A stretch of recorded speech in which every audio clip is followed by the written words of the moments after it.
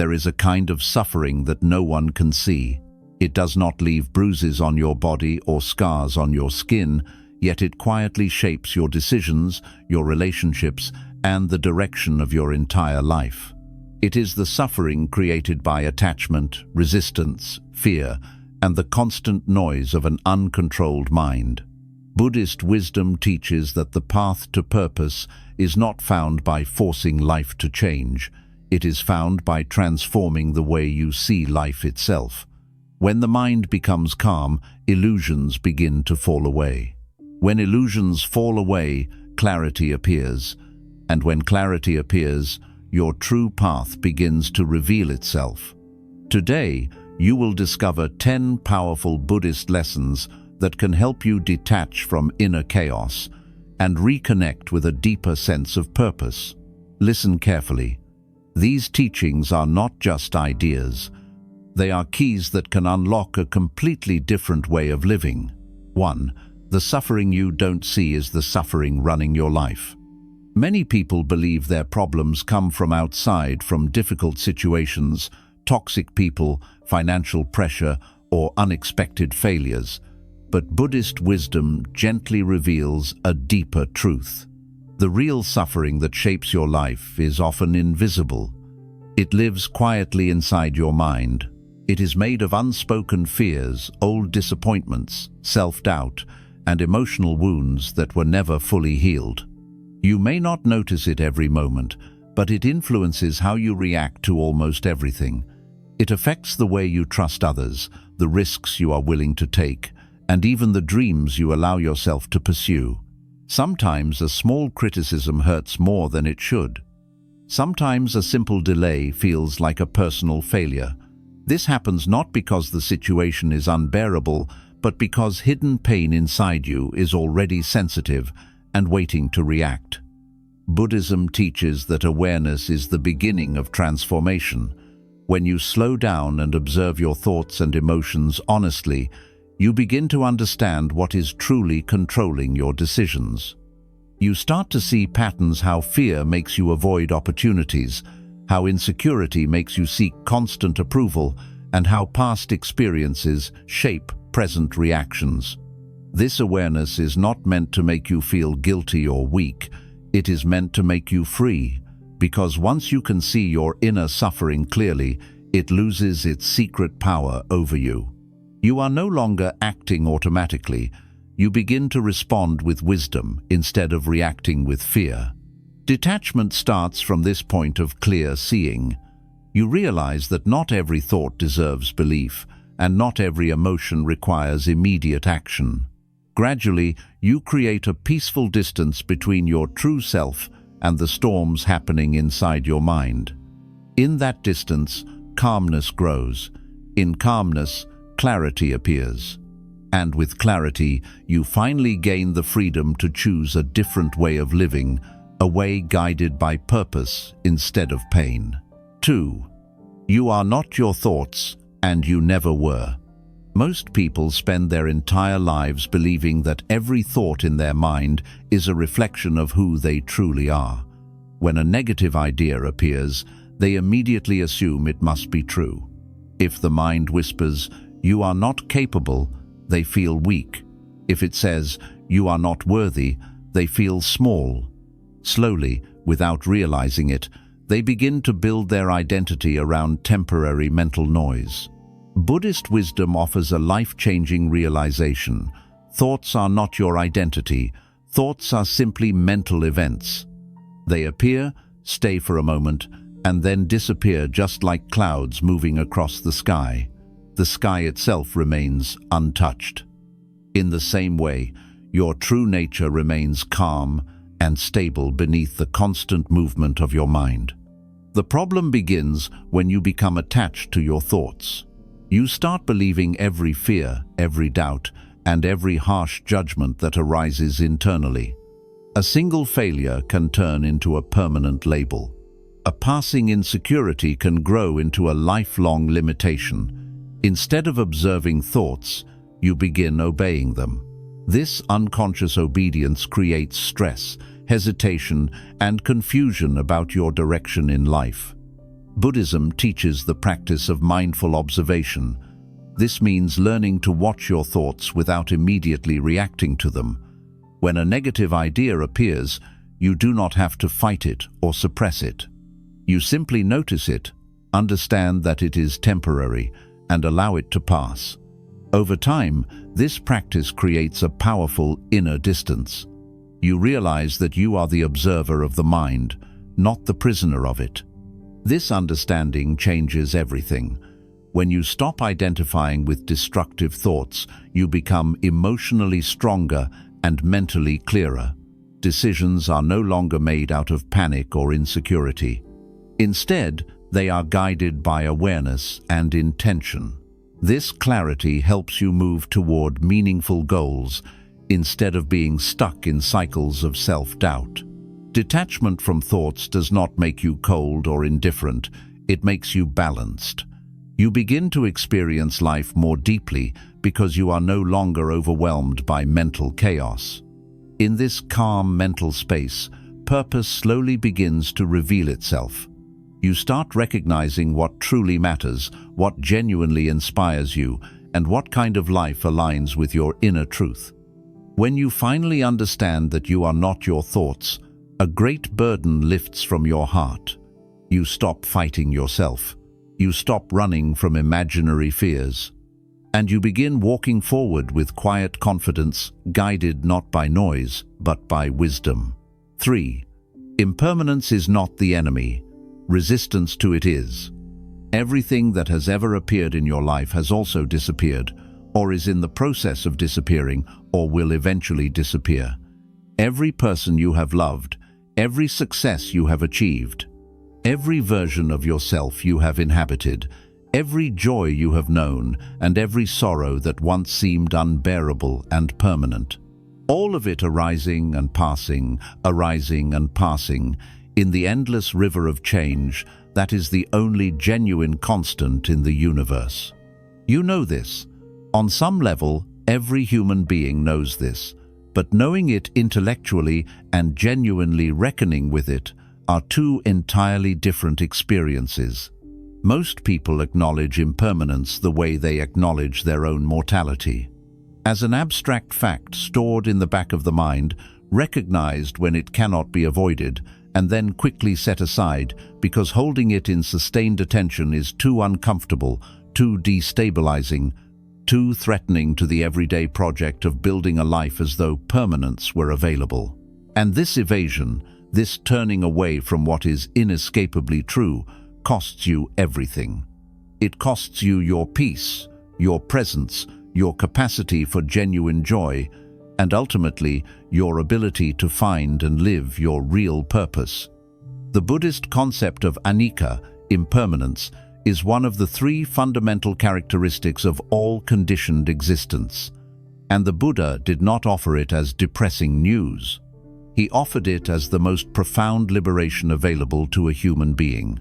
Because the moment you stop fighting what is inescapably true, the moment you stop demanding that changeable things remain unchanged, an enormous amount of energy is freed. Energy that has been consumed in the exhausting labor of resistance, energy that can now be invested in actually living, actually being here, actually meeting your life with the full presence you are capable of. Consider what happens when you fall in love. The early days contain a particular quality of aliveness, a heightened presence, a sense of contact with something real and vital.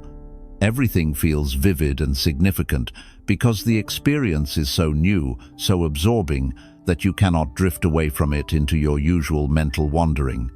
You are fully here. And then, gradually, the newness settles into familiarity. And instead of appreciating the depth that familiarity brings, the intimacy, the comfort, the knowledge of another person in their fullness rather than in their novelty, most people start to mourn the loss of that early electricity. They mistake the deepening of a relationship for its deterioration.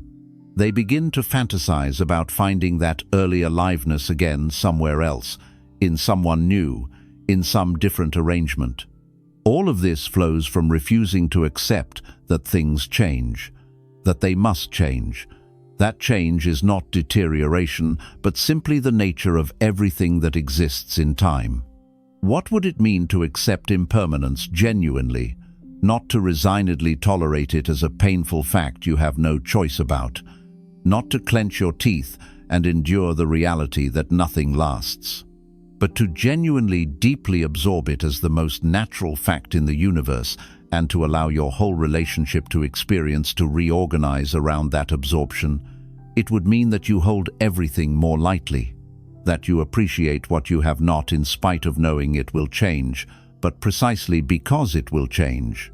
The Japanese have a concept for this, mono no aware, the bittersweet awareness of transience. The recognition that beauty is beautiful partly because it is fleeting. The cherry blossom that flowers for 1 week every spring is magnificent, not despite its brevity, but because of it. If cherry blossoms bloomed all year round and never fell, they would not move us the way they do. The impermanence is inseparable from the beauty. When you genuinely absorb the impermanence of a beautiful moment, your attention sharpens, your presence deepens. You are actually here, fully here, because you know this moment is not repeating itself and cannot be recovered. The meal you eat with this quality of attention is more nourishing than any meal eaten while your mind is somewhere else. The conversation you have with this quality of presence is more connecting than any conversation conducted while you are monitoring yourself or planning what to say next, or thinking about what happened yesterday. The sunset you watch with this quality of openness enters you in a way that a sunset watched distractedly cannot. Think about your suffering through the same lens. The pain you are carrying right now, whatever darkness feels permanent and overwhelming in your current chapter of life, it too is changing. It too is impermanent. Not because of magical thinking or forced optimism, but because that is the nature of all experience without exception. The wave rises and it falls. The storm comes and it goes. The period of grief or confusion or failure or heartbreak or illness, no matter how total and endless it feels from inside it, is not a permanent state. It is weather, and weather always changes. This is not a minimization of suffering. The Buddhist tradition does not ask you to paste a spiritual smile over genuine pain. Genuine suffering deserves genuine acknowledgement. Feeling grief fully, feeling fear honestly, feeling loss without immediately trying to convert it into a lesson or a stepping stone, this is part of the path, not a detour from it. But there is a difference between experiencing pain fully and clinging to it, between grieving honestly and making grief your permanent address, between acknowledging darkness and deciding to live there as though you have no other option. One of the most powerful practices you can build into your daily life is the practice of consciously noticing impermanence in small things. Not the dramatic impermanence of death and loss, which tends to hit you whether you want it to or not. The small, gentle, constant impermanence of ordinary moments. Notice how the quality of light on a wall changes minute by minute as the afternoon passes. Notice how your mood shifts over the course of a single day, how the person you are when you wake is slightly different from the person you are at noon and different again from who you are at midnight. Notice how the thought that felt urgently important 10 minutes ago has already begun to dissolve. Notice how even physical sensations, pain, pleasure, hunger, warmth, are in constant movement, never exactly the same from one moment to the next. Let these small observations accumulate into a genuine felt sense of the river quality of existence. Everything flows, everything moves. And the appropriate response to a flowing river is not to try to freeze it. It is to learn to move with it, to trust it, to discover through the actual experience of surrender that the river knows where it is going, that the movement itself is the meaning, that this moment, exactly as it is, in all its impermanence and all its beauty and all its bittersweet brevity, is exactly enough. When you make peace with impermanence, something remarkable opens. You stop spending your present moment grieving what is already gone or anxiously guarding what is still here against inevitable loss. You arrive. You become capable of a quality of engagement with your actual life that was always available but always blocked by the enormous energy cost of resistance. This is freedom within form. Not freedom from change, but the freedom to be fully alive within change, to meet every moment as it actually is rather than as you wish it were or fear it might become. The cherry blossom falls, the tree remains, and next spring it blooms again, more beautiful for everything it has released. 4. What you cling to is the cage you built yourself. Imagine you are holding a fistful of sand. You want to keep it, so you squeeze your fist tight, and as you squeeze, the sand flows faster between your fingers. The tighter you hold, the more you lose. Open your hand, relax your grip completely, and the sand rests in your open palm. You hold more by holding less. This is not a paradox. It is the most literal description of how clinging actually works in human experience. The Buddhist teaching on upadana, usually translated as clinging or attachment, is at the very center of the diagnosis of human suffering. And it is almost universally misunderstood because the word attachment has been absorbed into modern spiritual culture in a way that has drained it of its precision. People hear non-attachment and think they are being asked to become emotionally cold, to stop caring, to move through life with a kind of glossy spiritual detachment that holds nothing and values nothing. This is not the teaching. This could not be further from the teaching. What the Buddha was pointing at with the concept of upadana is a specific quality of relationship to experience, not the natural human tendency to love, to care, to invest in relationships and projects and purposes, all of which are beautiful and appropriate expressions of a fully alive human being. But the contracted, anxious, desperate quality of grasping, the inability to allow something you love to simply be what it is without making it into the pillar on which your entire sense of security and okayness rests. The difference between loving someone and needing them to be a specific way in order for you to be at peace. The difference between enjoying success and making your sense of worth entirely contingent on continuing to achieve it. These are not small distinctions. They are the difference between a life of genuine love and a life of chronic anxiety wearing the costume of love. The Buddha described clinging in 4 main forms, and understanding each of them helps you recognize them in your own experience with much greater precision. The first is clinging to sensual pleasure, the grasping after pleasant sights, sounds, tastes, sensations, and the corresponding recoil from unpleasant ones. Not the enjoying of pleasure, which is natural and appropriate, but the identification of pleasure as necessary for your well-being, so that its absence becomes unbearable, and you organize an increasing amount of your life around obtaining and prolonging pleasurable experiences while minimizing exposure to anything that feels bad. The second form is clinging to views, the attachment to your opinions and beliefs as though they are not just your current best understanding of reality, but your identity. When your views are threatened, you experience it not as an intellectual challenge inviting re-examination, but as a personal attack requiring defense. This is why changing your mind about something important feels like a kind of death to the ego, because the ego has merged so completely with the view that releasing the view feels like releasing part of yourself. The third form is clinging to rules and rituals, the belief that a specific set of practices or behaviors performed in a specific way will guarantee liberation, security, or salvation. This form of clinging is particularly interesting because it can appear in spiritual practitioners who have otherwise done significant inner work. The attachment to the method, to the form of practice, at the expense of what the method is meant to point toward. The fourth and most fundamental is clinging to a belief in a fixed self. the holding on to the idea of a permanent, independent, essential self that must be protected and validated and maintained. This is the root from which all other forms of clinging grow. Notice the physical quality of clinging when it arises in your experience. It has a distinct felt sense, a tightening in the chest or belly, a contraction of awareness, a narrowing of perception around the object of grasping.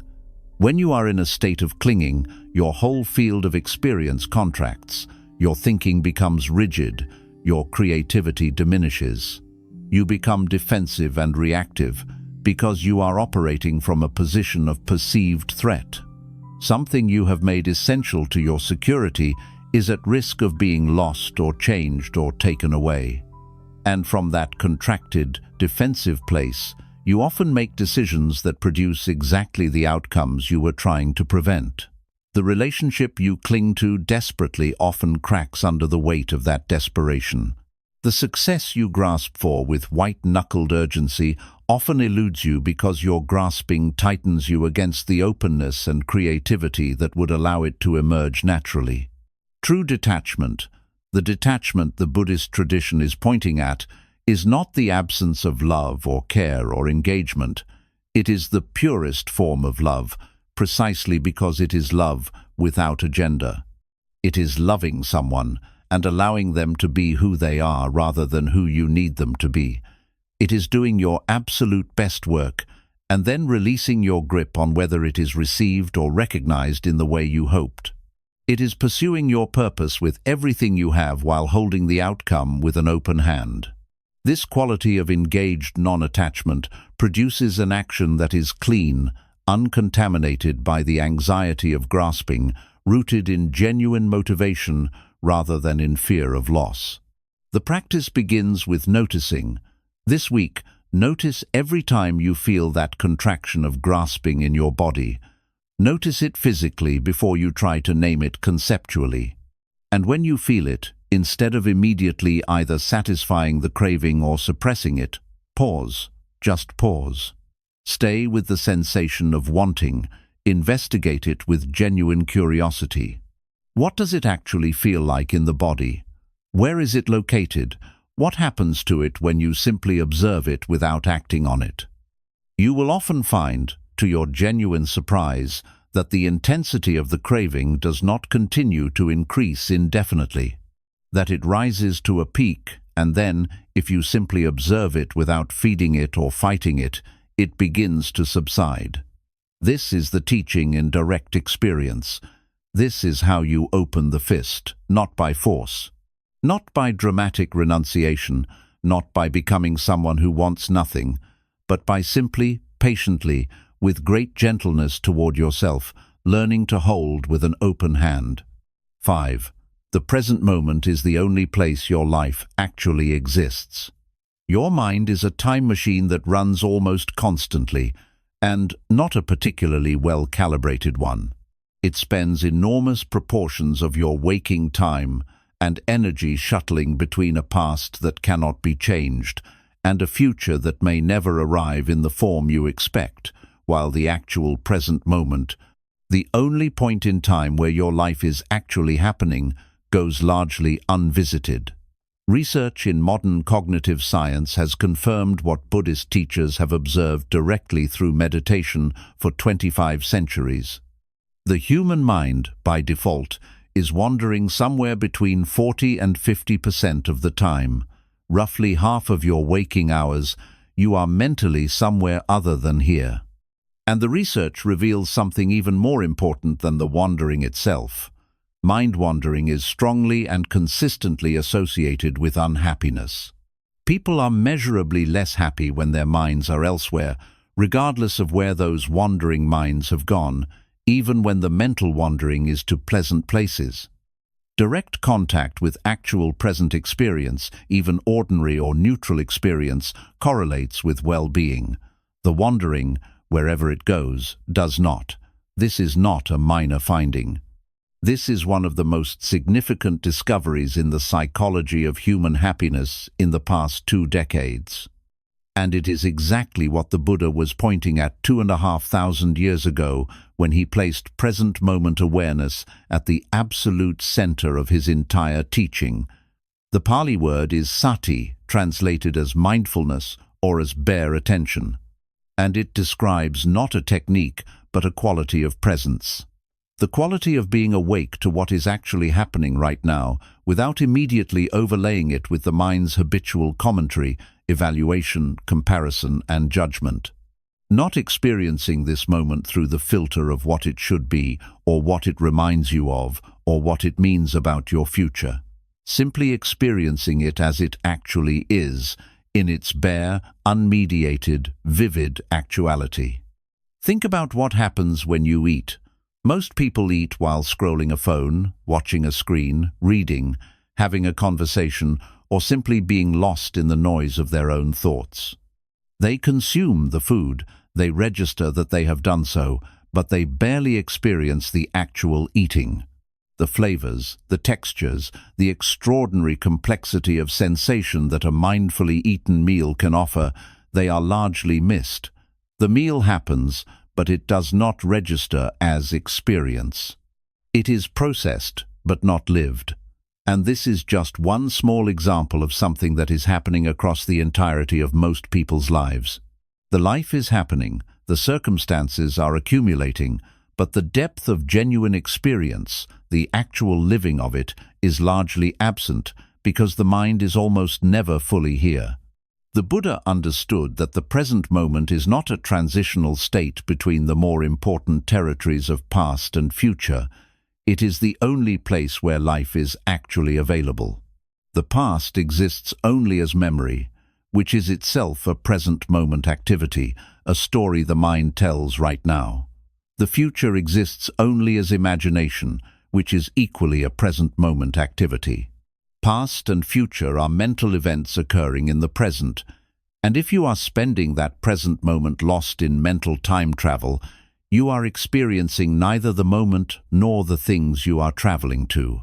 You are in a kind of limbo that is neither here nor there. This is why people can look back on entire years of their lives and feel that those years passed in a blur. Not because nothing happened, but because they were not fully present for what happened. The life was lived, but not inhabited. The events occurred, but were not genuinely experienced. And at the end of such a stretch of time, the person is left with a sense of loss that they cannot quite name, a sense that something went by that should have been more, that should have felt like more, that should have left more behind. The practice of returning to the present moment is both simple and profoundly challenging because it runs directly against the grain of how the modern mind has been trained to operate. You are bombarded by inputs, from screens, from notifications, from ambient noise, from social pressure that pull your attention away from here and now in every possible direction. The practice requires a genuine counter-intention, a daily, patient, humble commitment to returning, not to arriving once and staying forever, not to achieving some permanent state of present-centered bliss, but to the humble, ordinary, enormously valuable practice of noticing when you have drifted and coming back. This moment, this breath, this sensation, this sound, the actual texture of what is actually here. In formal meditation, you practice this with great precision. You choose an object of attention, usually the breath, and you return to it whenever you notice the mind has wandered. Each time you notice the wandering and return is not a failure, it is the practice itself. You are exercising the capacity of attention in the same way an athlete exercises a muscle. The muscle gets stronger through use, not through use without failure. The mind gets more present through the repeated practice of returning, not through never having wandered. And as you practice, something begins to happen that is difficult to describe from the outside, but unmistakable from the inside. The present moment begins to reveal itself as something other than the thin, transitional, barely significant sliver of time between past and future that it appears to be from the perspective of a wandering mind. The present moment, met with full attention, turns out to be vast, rich, inexhaustibly deep, containing more texture, more nuance, more genuine aliveness than any amount of mental time travel can provide. This is the discovery that every serious meditator makes, sooner or later, and that every genuine spiritual teacher has pointed at from every tradition. The kingdom of heaven is within you. The present moment is the entry point, and it is always here, always available, always waiting for you to stop moving long enough to arrive. Compassion is not a feeling, it is a practice that transforms you. There is a version of compassion that lives entirely in the pleasant warmth of feeling sorry for someone else. A version that costs nothing, demands nothing, and changes nothing. A version that can be performed on social media, that generates approval from observers, that makes the performer feel like a good person without requiring any genuine contact with actual suffering or any real commitment to its alleviation. This is not the compassion that the Buddhist tradition is pointing at. The compassion the tradition describes is something harder and stranger and more transformative. Something that begins not with an emotion, but with a clear, unflinching recognition of the truth of suffering, and that ends not with a feeling, but with a consistent, deliberate quality of action. The Pali word is karuna.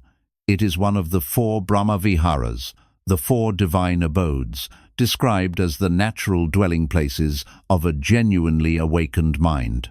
Loving kindness, karuna or compassion, sympathetic joy, which is the capacity to genuinely rejoice in others' happiness without envy, and equanimity, the quality of balanced, non-reactive presence regardless of circumstances. These 4 are described not as spiritual achievements that arrive magically at some advanced stage of practice, but as qualities of heart that can be cultivated deliberately and systematically through specific practices by any person regardless of their starting point.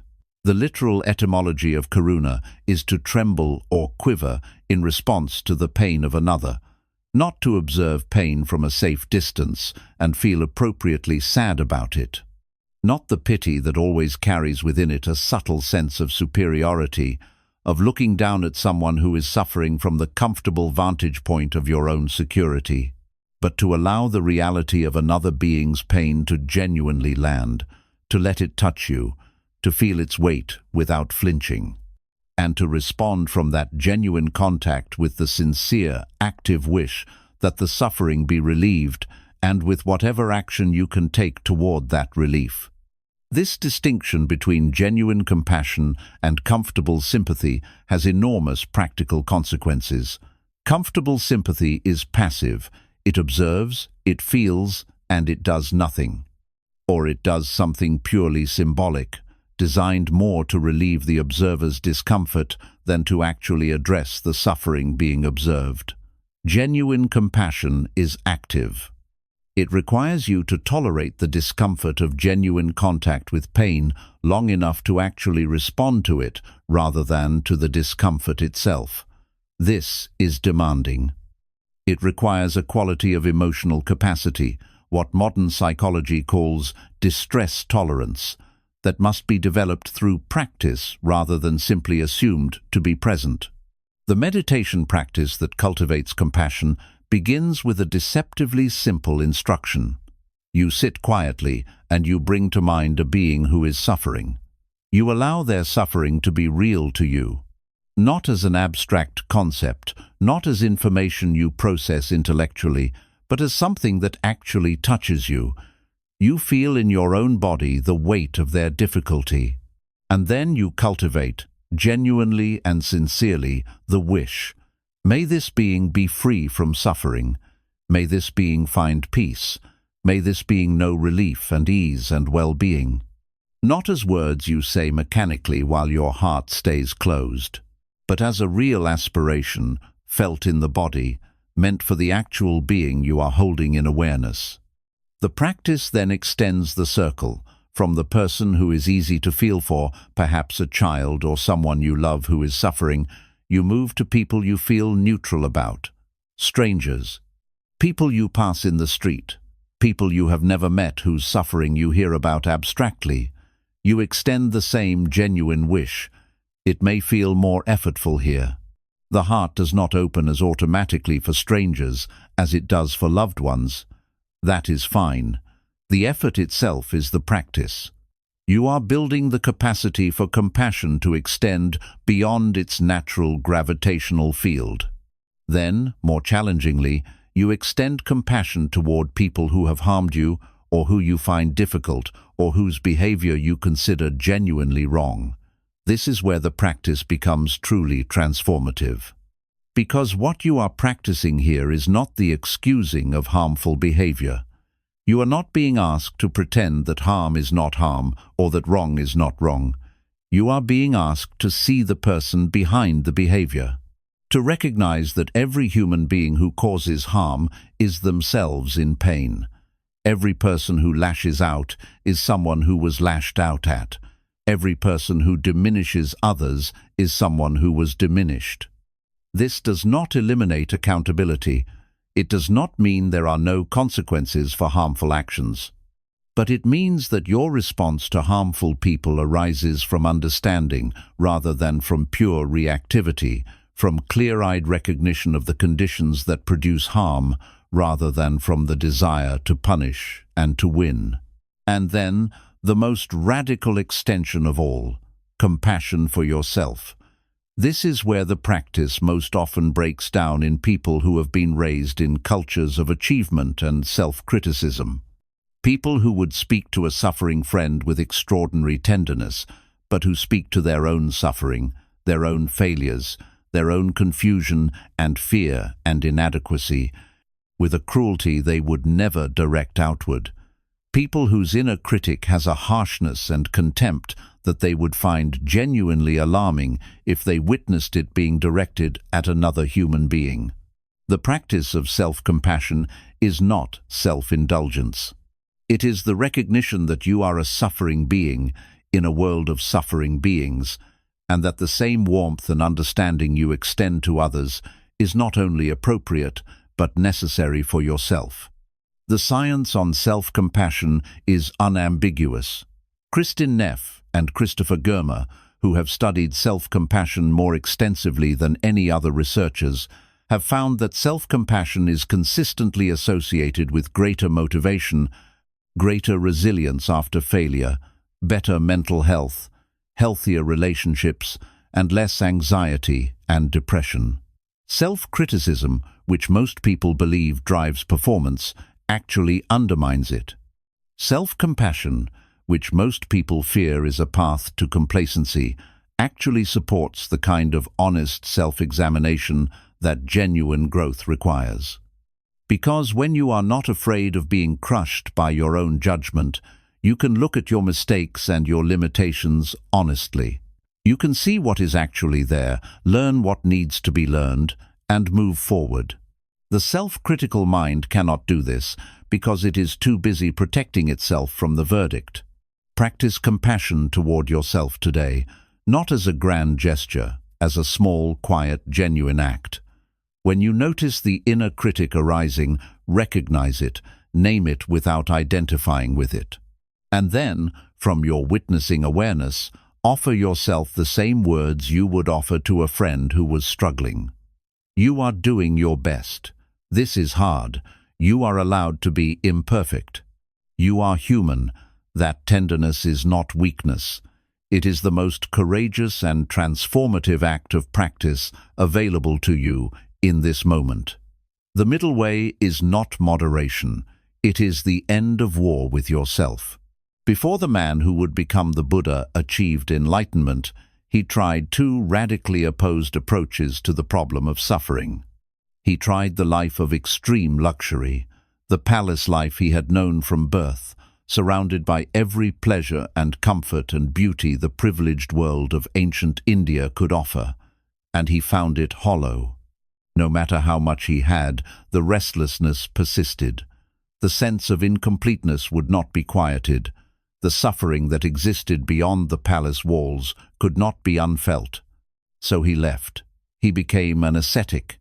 He found the most extreme practitioners of physical self-denial he could and joined them. He reduced his food to almost nothing until he could barely stand. He held his breath until he lost consciousness. He exposed himself to extremes of heat and cold and pain and deprivation, believing with the sincere conviction of a genuine seeker that punishing and subduing the body was the route to liberating the spirit from its bondage to the physical world. And that failed too, not because the intention was wrong, but because the method was wrong. He found that tormenting the body did not produce clarity, it did not produce liberation. It produced only a different and more acute form of suffering, with no corresponding wisdom to show for it. The mind engaged in extreme asceticism was not a mind moving toward freedom.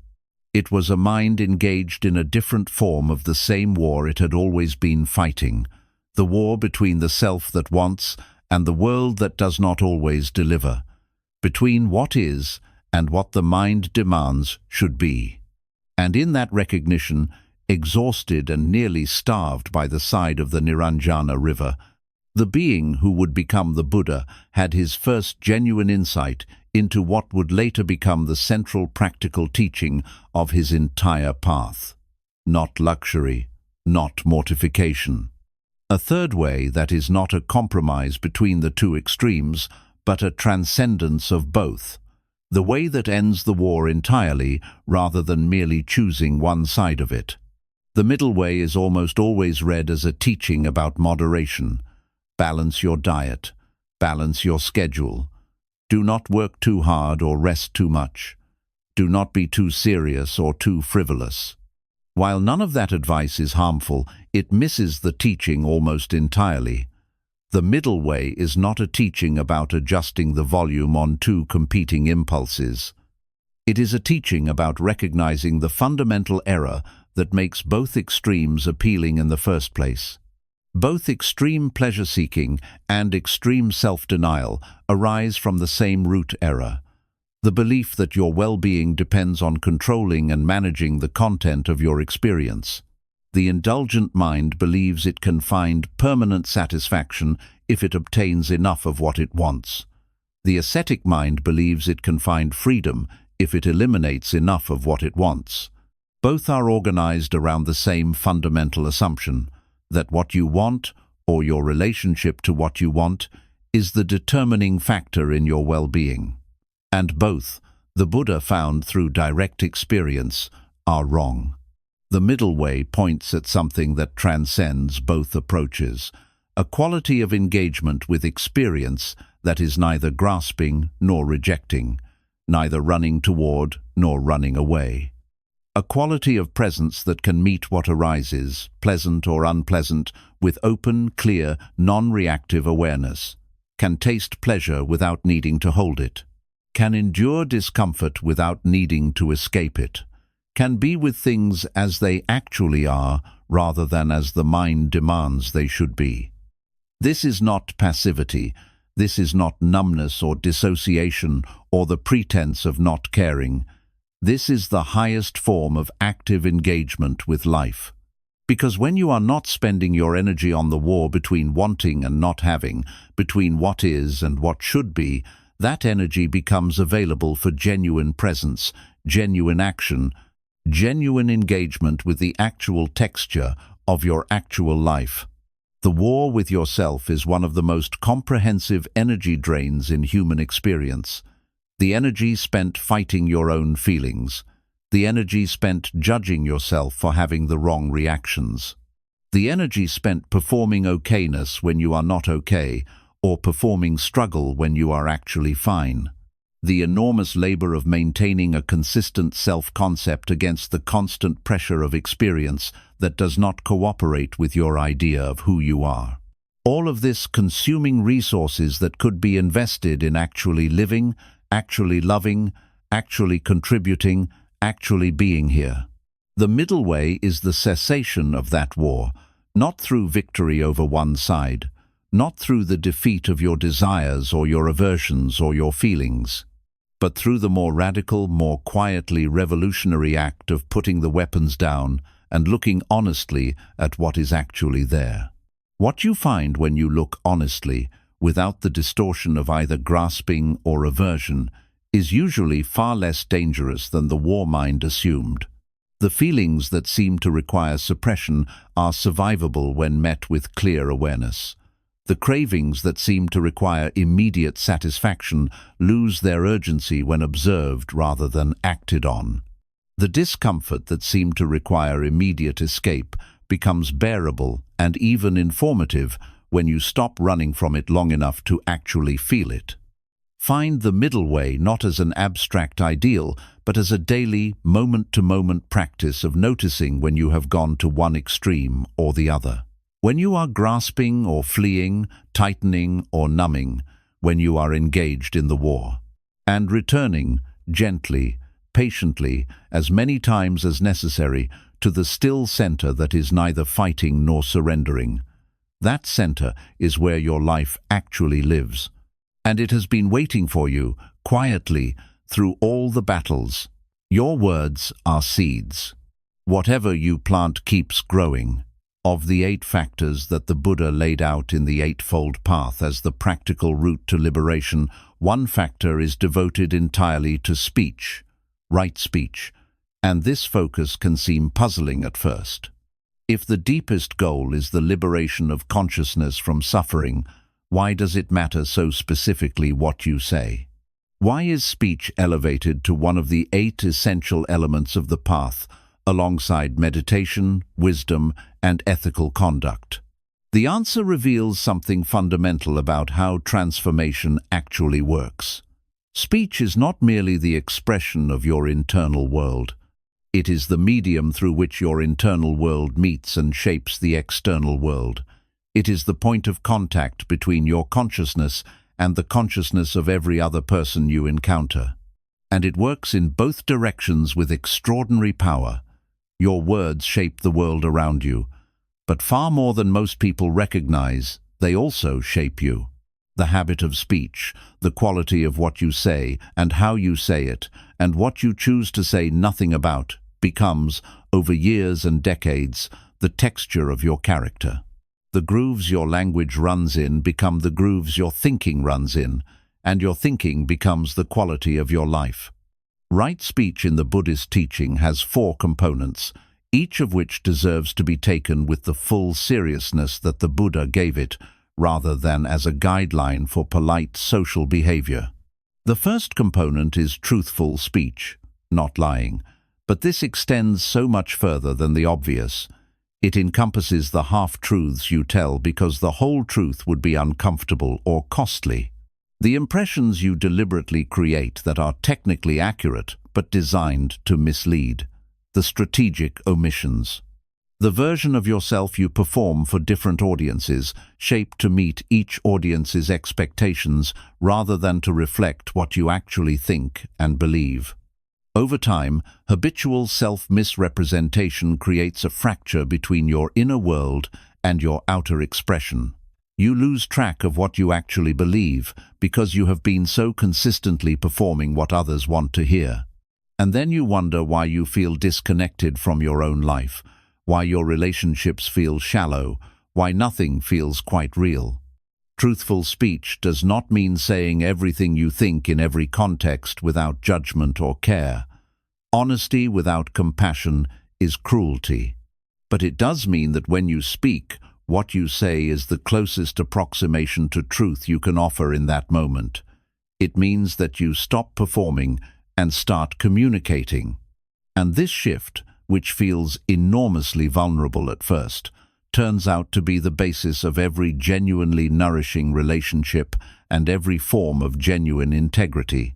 The second component is non-divisive speech. Not using words to drive wedges between people, not spreading information whose primary effect is to separate and polarize, not gossip that reduces a complex human being to their most unflattering moments, not communication designed to build yourself up by tearing others down. In the age of social media algorithms that reward outrage, that amplify division, that turn contempt into currency, The practice of non-divisive speech is genuinely countercultural. It requires swimming against a very strong current.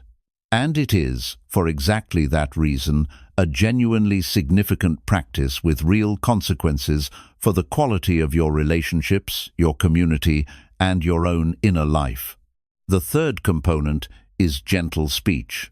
Not using words that wound, that demean, that crush. Not the cutting remark calculated to diminish. Not the sarcasm designed to deliver contempt while maintaining plausible deniability. Not the raised voice that demonstrates power through intimidation.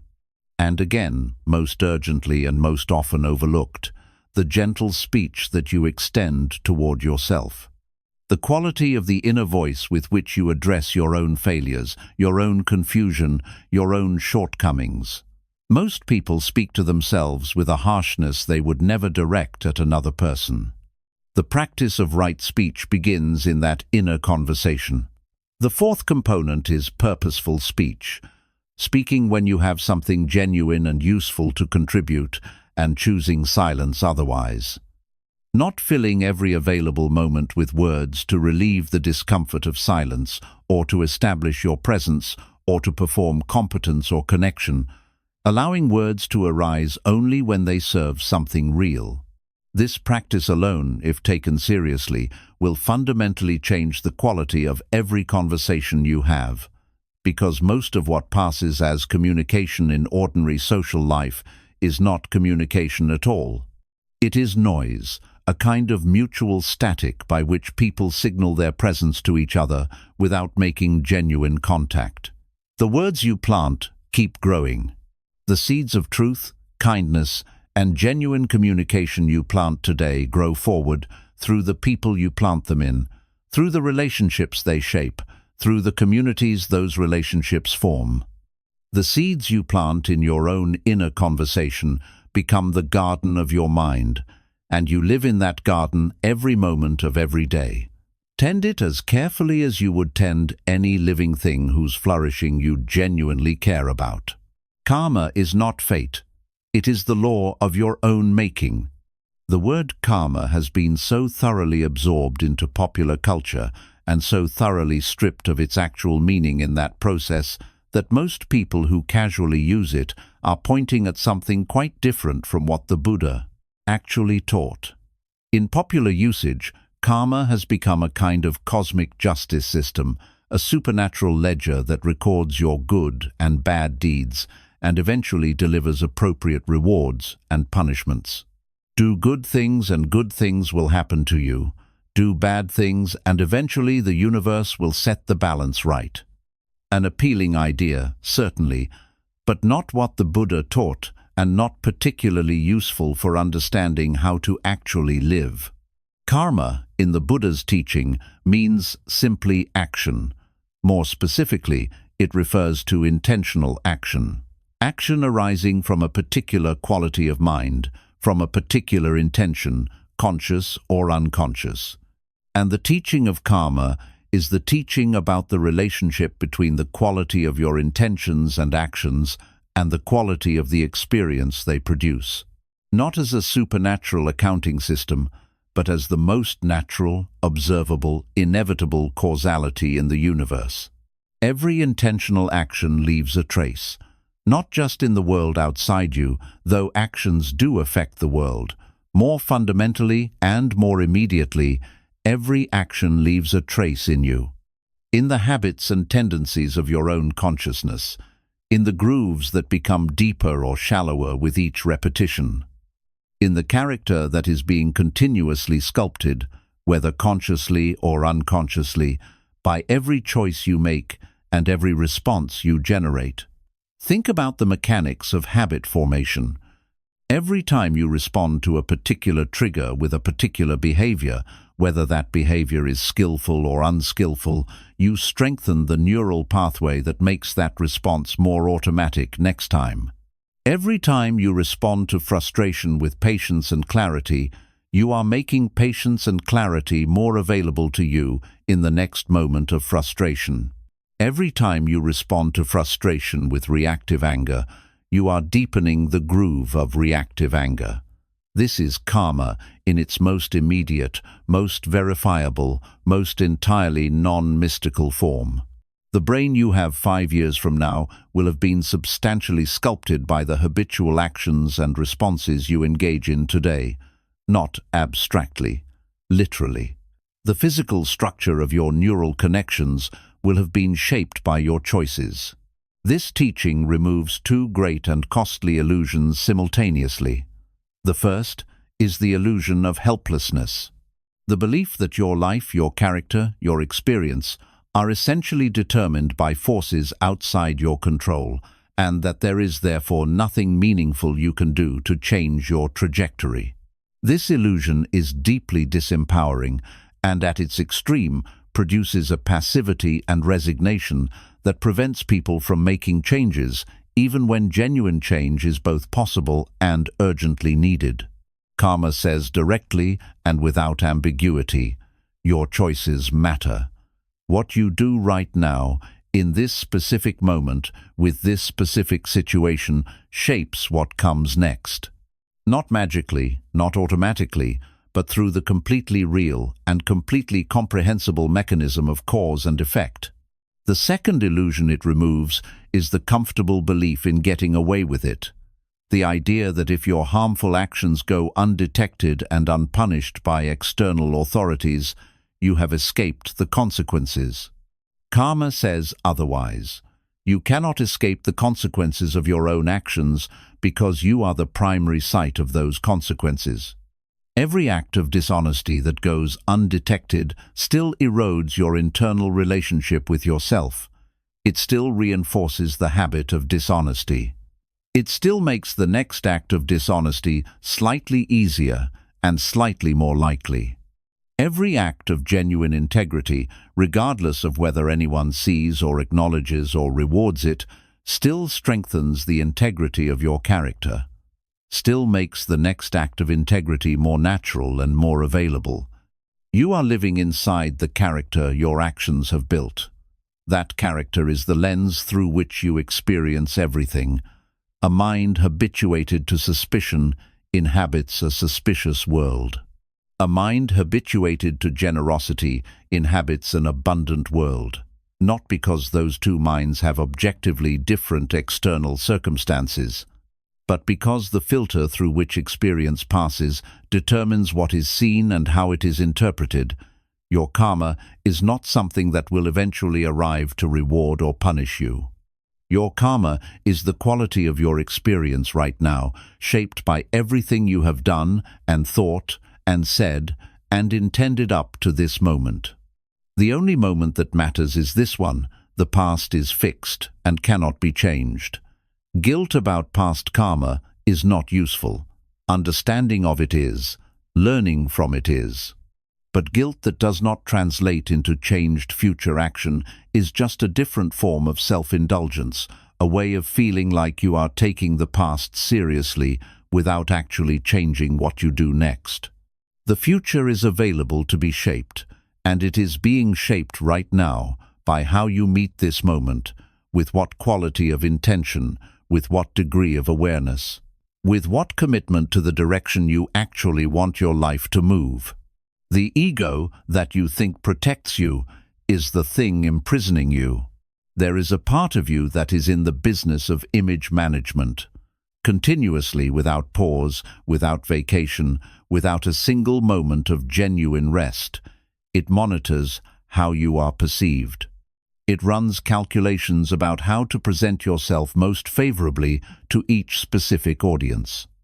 It compares you to the people around you in a constant, exhausting, largely unconscious assessment of where you stand in various invisible hierarchies of worth and achievement and attractiveness and intelligence.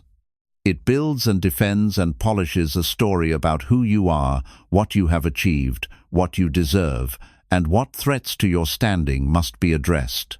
And it calls this activity your life, and it has convinced you that without it, you would be utterly vulnerable, utterly lost. This is the ego, not in the Freudian sense, and not in the spiritual bypass sense of something to be eliminated, but in the precise Buddhist sense of a process. A recurring pattern of self-referential thinking, a narrative the mind constructs around the concept of a fixed, separate, special self. And the energy cost of maintaining this narrative is genuinely staggering, because the narrative must be continuously maintained against a reality that does not cooperate with it. The evidence of your ordinariness. The moments of failure or confusion that puncture the story. The opinions of other people who do not see you as you need to be seen.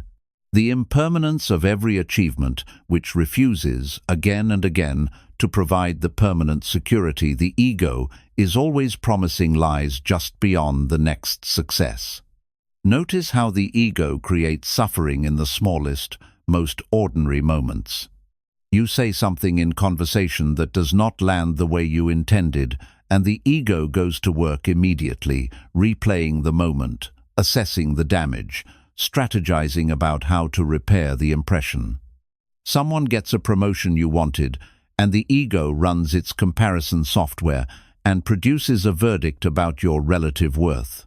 Someone criticizes your work, and the ego, which has merged your identity with your work completely, experiences the criticism not as information about something you produced, but as an evaluation of your fundamental worth as a person.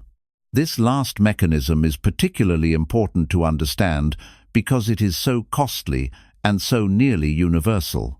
When you are strongly ego-identified, you cannot receive feedback cleanly. Every evaluation of anything you produce or say or do passes through the filter of the ego's fundamental question. Does this affirm or threaten my sense of myself as a good, competent, worthy person? If it affirms, it is accepted and even exaggerated. If it threatens, it is rejected, rationalized, or dismissed, regardless of its actual accuracy. The ego, in other words, makes learning nearly impossible, because learning requires honest feedback, and the ego processes all feedback through the distorting lens of self-protection rather than the open lens of genuine inquiry. The Buddhist teaching on ego is not that you should have no self, no preferences, no individuality, no perspective. You need a functional sense of self to navigate a complex world. What the teaching points at is the loosening of complete identification with the ego's story. The development of enough interior space to see the ego process as a process rather than as truth. To notice the defensive reaction arising and to recognize, this is the ego protecting its story. This is a conditioned pattern of mind. It is not the truth of who I am. It is not a direct perception of reality. And as that space develops, as the identification with the ego's story loosens even slightly, something remarkable becomes available. A quality of engagement with life that does not require constant monitoring and management because it is not fundamentally organized around image. A freedom to fail without catastrophe because failure is no longer a verdict on your worth. A freedom to be ordinary, to be average in some things and exceptional in others, to be unknown, to be uncertain, to be imperfect in the innumerable ways that all human beings are imperfect. And to be genuinely okay with all of that, not performing okayness, actually being okay. From that place, a purpose can emerge that is larger than the ego's concerns. Not the purpose of accumulating enough success or recognition to finally feel secure, which the ego is always chasing and never finding.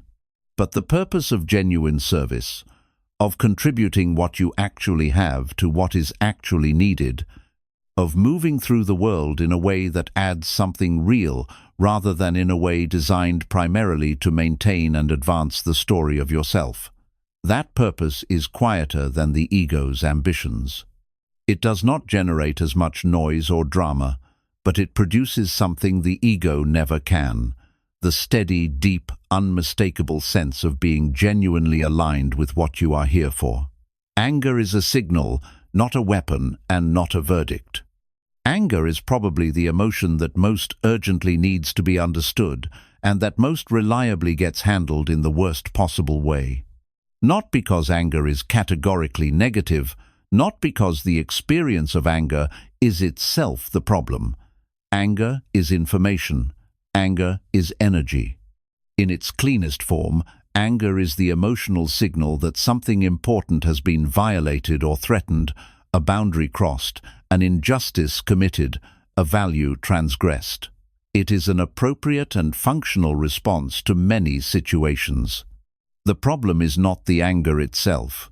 The problem is what most people do with it, which is almost always either to discharge it immediately and reactively in ways that damage their relationships and their own integrity, or to suppress it, pushing it underground where it festers and leaks out in passive aggression and resentment and misdirected explosions toward people who had nothing to do with the original trigger.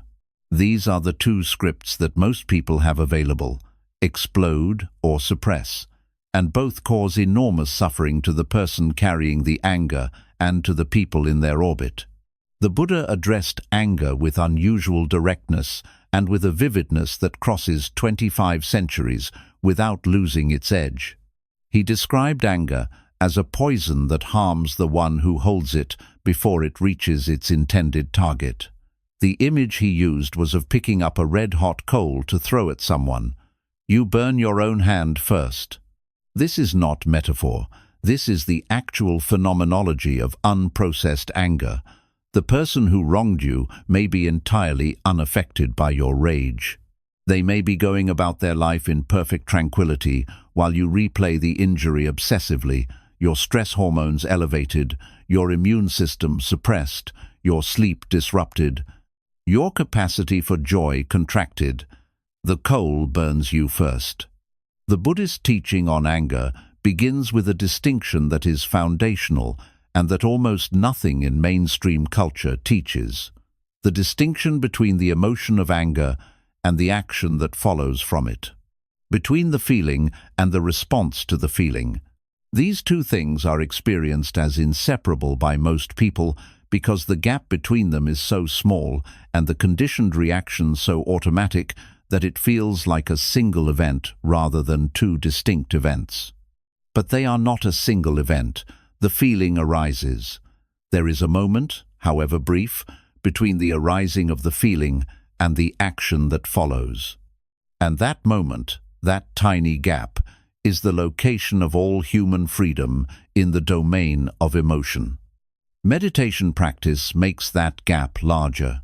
Not through the suppression of the emotion, not through training yourself not to feel what you feel, but through the repeated practice of sitting with intense inner experience without immediately having to act on it. When you can sit with the full intensity of anger in formal practice, feeling its heat in the body, observing its stories in the mind, without either suppressing it or discharging it, you are building the capacity to do the same thing in daily life. You are expanding the gap between stimulus and response, and in that expanded gap, a genuine choice becomes possible. What is the choice? It is the choice between acting from the reactive energy of the emotion and acting from your genuine intention. Between behavior driven by the anger and behavior driven by what you actually want to achieve in this situation, these are often completely different things. The anger wants to win, to punish, to establish dominance, to make the other person feel the impact of what they did. Your genuine intention might be to address a real problem in the relationship, to communicate a violated boundary clearly, to protect yourself or someone else from ongoing harm. These goals might sometimes overlap, but they often do not, and acting purely from the reactive energy of anger almost always serves the anger's goals rather than your own. The practice this week is simply to notice. Notice when anger arises, in the body before the mind names it. Notice where it lives physically. Notice the quality of the stories the anger tells about who is to blame and what they deserve, and how terrible this is. And notice, with whatever gap you have available, whether the action the anger is pushing you toward is actually in service of what you genuinely want in this situation. Not always, not perfectly. Just more often than before, that is the practice. That is how the capacity grows. Solitude is not loneliness. It is where you find yourself. The modern world has built a nearly impenetrable defense against silence. From the first moment of consciousness in the morning, most people are inside a stream of input that continues without interruption until they fall asleep at night. The phone checked before getting out of bed. The background noise of music or news or podcasts that fills every gap. The conversations, the notifications, the scroll, the obligation, the entertainment, the constant, relentless supply of things to pay attention to that are not yourself. This is not the result of a deliberate conspiracy. It is the natural expression of a culture that is deeply uncomfortable with silence. A culture built on the premise that productivity and stimulation are the measures of a well-lived moment and that emptiness is something to be filled. And it is the natural exploitation of that discomfort by industries whose revenue depends on your continuous engagement. But whatever its origins, the effect is the same. Most people are never alone with themselves. Not genuinely alone. Not in the quality of solitude that the Buddhist tradition considers essential to genuine self-knowledge. The great teachers of every Buddhist school, Theravada, Mahayana, Vajrayana, Zen, have all placed enormous emphasis on the value of solitude. Not as an end in itself, not as a flight from the world, not as the assertion that community and relationship are unimportant. All of these traditions also value deeply the quality of community and the depth of human connection. But they recognize that there is a specific kind of knowing that only becomes available when you are alone with yourself in genuine quiet. A knowing of your own depths, of what is actually happening in you beneath the level of what you perform for others and what you tell yourself in the noise of daily life, that cannot be accessed when the attention is continuously drawn outward. What is actually in the silence? This is the question that most people are implicitly refusing with their constant filling of it. And the answer, if you are willing to stay long enough to find out, is usually both more challenging and more beautiful than the noise suggested. Yes, sometimes what surfaces in silence is difficult. The grief that busyness has been keeping at bay, the fear that entertainment has been numbing, the longing that activity has been drowning out. These things are there. They were always there. The busyness did not eliminate them. It simply prevented you from knowing they were there, and therefore prevented you from doing anything about them. But beyond the difficult material, what opens in genuine solitude is something that the noise cannot contain. A quality of awareness that is spacious and clear and fundamentally at ease. The tradition calls it by different names: your original face, Buddha nature, pure awareness, Rigpa.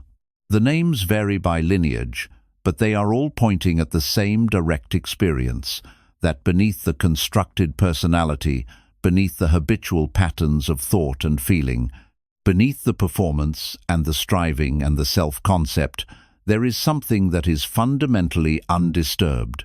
Something that was never actually broken, never actually damaged, even by your most difficult experiences. Something that is, in the most precise sense, already free. You cannot be told this. It cannot be delivered to you through a video or a book or a teacher's words, though all of these can point toward it. It can only be experienced directly. And the primary condition for experiencing it is silence. Not the silence of a remote monastery, though if you can access retreat, it is profoundly valuable.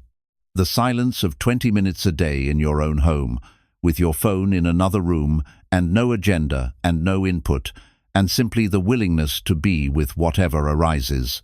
Begin there, just that. No technique required yet. No mantra, no visualization, no special breathing. Simply sit. Feel your body in space. Feel the breath moving. And when the mind reaches for stimulation, When the impulse to check the phone or plan dinner or solve a problem arises, simply notice it and return to just sitting. This simplicity is not poverty of practice. It is the beginning of the most important relationship you can cultivate, the relationship with your own deepest nature, the relationship that makes all other relationships more real. Purpose is not found. It is uncovered by removing what blocks it. There is a question that has become one of the defining anxieties of modern life.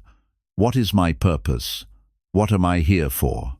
What specific role or mission or calling would make this particular life feel genuinely meaningful and complete? And the almost universal experience of people who are sincerely asking this question is that no matter how earnestly they search, no matter how many workshops they attend or books they read or vision boards they create, the answer remains frustratingly elusive, always just out of reach, always seeming to require one more insight or one more change in circumstances before it reveals itself. The Buddhist perspective cuts through this particular form of suffering with unusual precision. It does not argue that purpose is unimportant or that your life lacks a genuine direction worth discovering. It argues that the way you are looking for purpose is what is preventing you from finding it, because you are looking for it as though it were an object located somewhere in the world, waiting to be uncovered by the correct combination of seeking and asking. When in fact, purpose in the deepest sense is not something you acquire from outside yourself. It is something that was always already present, alive in the specific configuration of your deepest gifts and values and longings, and that has been obscured by the accumulated layers of conditioning, of fear, of other people's expectations and your own ego's demands. The teaching here is this: purpose is not found, it is uncovered. The difference is everything. Finding implies searching outward for something that is elsewhere. Uncovering implies removing what has been placed over something that was always here. What has been placed over it? Fear, most fundamentally. The fear of failure that prevents you from moving toward what you are actually called toward, because what you are called toward matters so much to you that failure feels intolerable.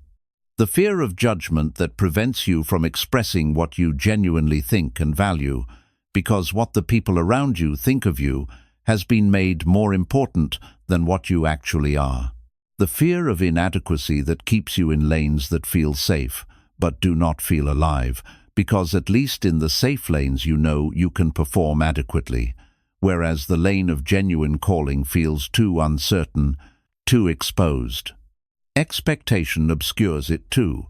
The version of yourself you have been constructing to meet your family's idea of success, the career that seemed responsible rather than genuine. The choices made to satisfy everyone's vision of your life except your own deepest sense of what you are for. The relationships maintained out of obligation. The entire elaborate structure of the performed life, built carefully over years, that sits between you and the more vulnerable, more genuine, more uncertain life that is actually yours. The Buddhist practice of uncovering purpose begins with investigation, the kind of honest, patient, compassionate self-inquiry that only becomes possible when you create the conditions for it.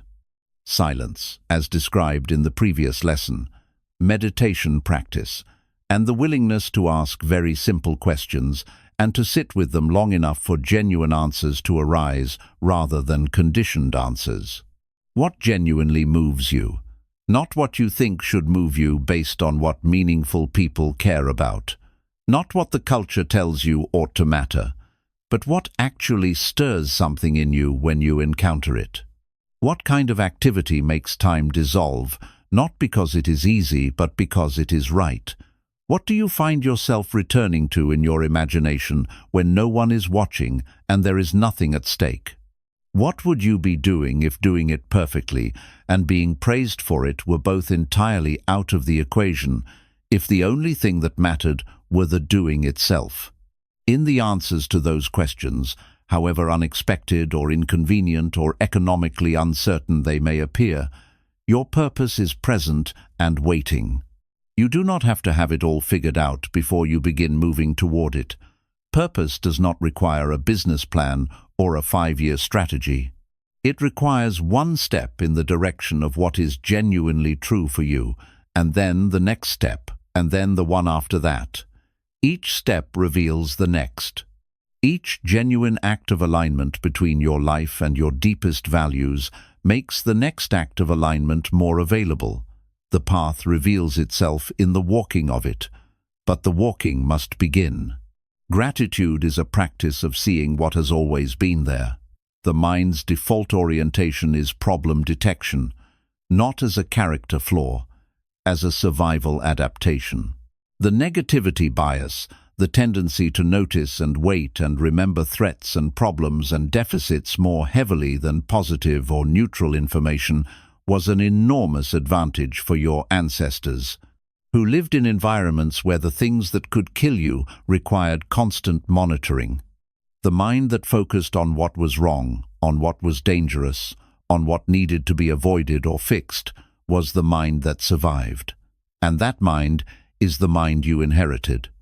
The difficulty is that you are living in a radically different environment with essentially the same brain.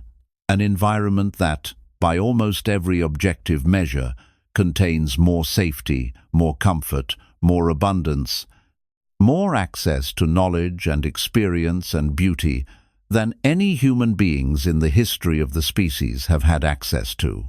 And yet the negativity bias runs just as persistently as it did on the savannah, scanning for threats and problems and deficits that are simply not present in the same form or at the same scale. The result is that enormous numbers of people in genuinely fortunate circumstances are chronically dissatisfied, perpetually focused on what is missing, what is insufficient, what is wrong, what needs to be different. And this is not ingratitude in the moral sense. It is the default operation of an unexamined, untrained mind. The Buddhist practice of gratitude is the deliberate, systematic training of attention to counterbalance this default. It is not positive thinking in the sense of ignoring what is difficult or pretending problems do not exist. It is the training of perception to register what is actually present, rather than only what is absent. To see the water as well as the drought. To notice the health as well as the illness. To feel the warmth of what is here as well as the cold of what is missing. Not to deny the cold, but to stop letting the cold be the only thing the mind can see. The standard gratitude practice, keeping a daily list of 3 things for which you are genuinely grateful, has been so extensively studied and so consistently validated as an effective intervention for increasing well-being, decreasing depression, improving sleep, and strengthening relationships that it is now one of the most widely recommended tools in clinical psychology. But the practice is worth almost nothing if it is mechanical. If it is just a list of appropriate things that you acknowledge without actually feeling, the operative word in the instruction is genuinely. You must actually feel the appreciation, not just enumerate its objects. And the way to feel it is to move from the abstract to the specific, and then to allow the specific to become real in your body. I am grateful for my health becomes genuinely powerful when you allow yourself to actually feel what it would be like not to have it. When you bring into vivid awareness the reality of people who are suffering in their bodies right now, who would give anything for the basic physical functioning that you move through your day taking entirely for granted. The shift from abstract acknowledgement to genuine felt appreciation is the shift from the exercise to the transformation. The Buddha pointed at the miracle of ordinary existence with a directness that could feel almost startling. He spoke about the extraordinary rarity of being born as a human being with the cognitive and spiritual capacity to understand the nature of suffering and to walk the path toward its end. He compared the probability of this occurring to a blind sea turtle surfacing once every century through a small golden ring floating on the surface of an ocean that covers the entire earth. Whatever you make of that imagery, the point is clear. You are here.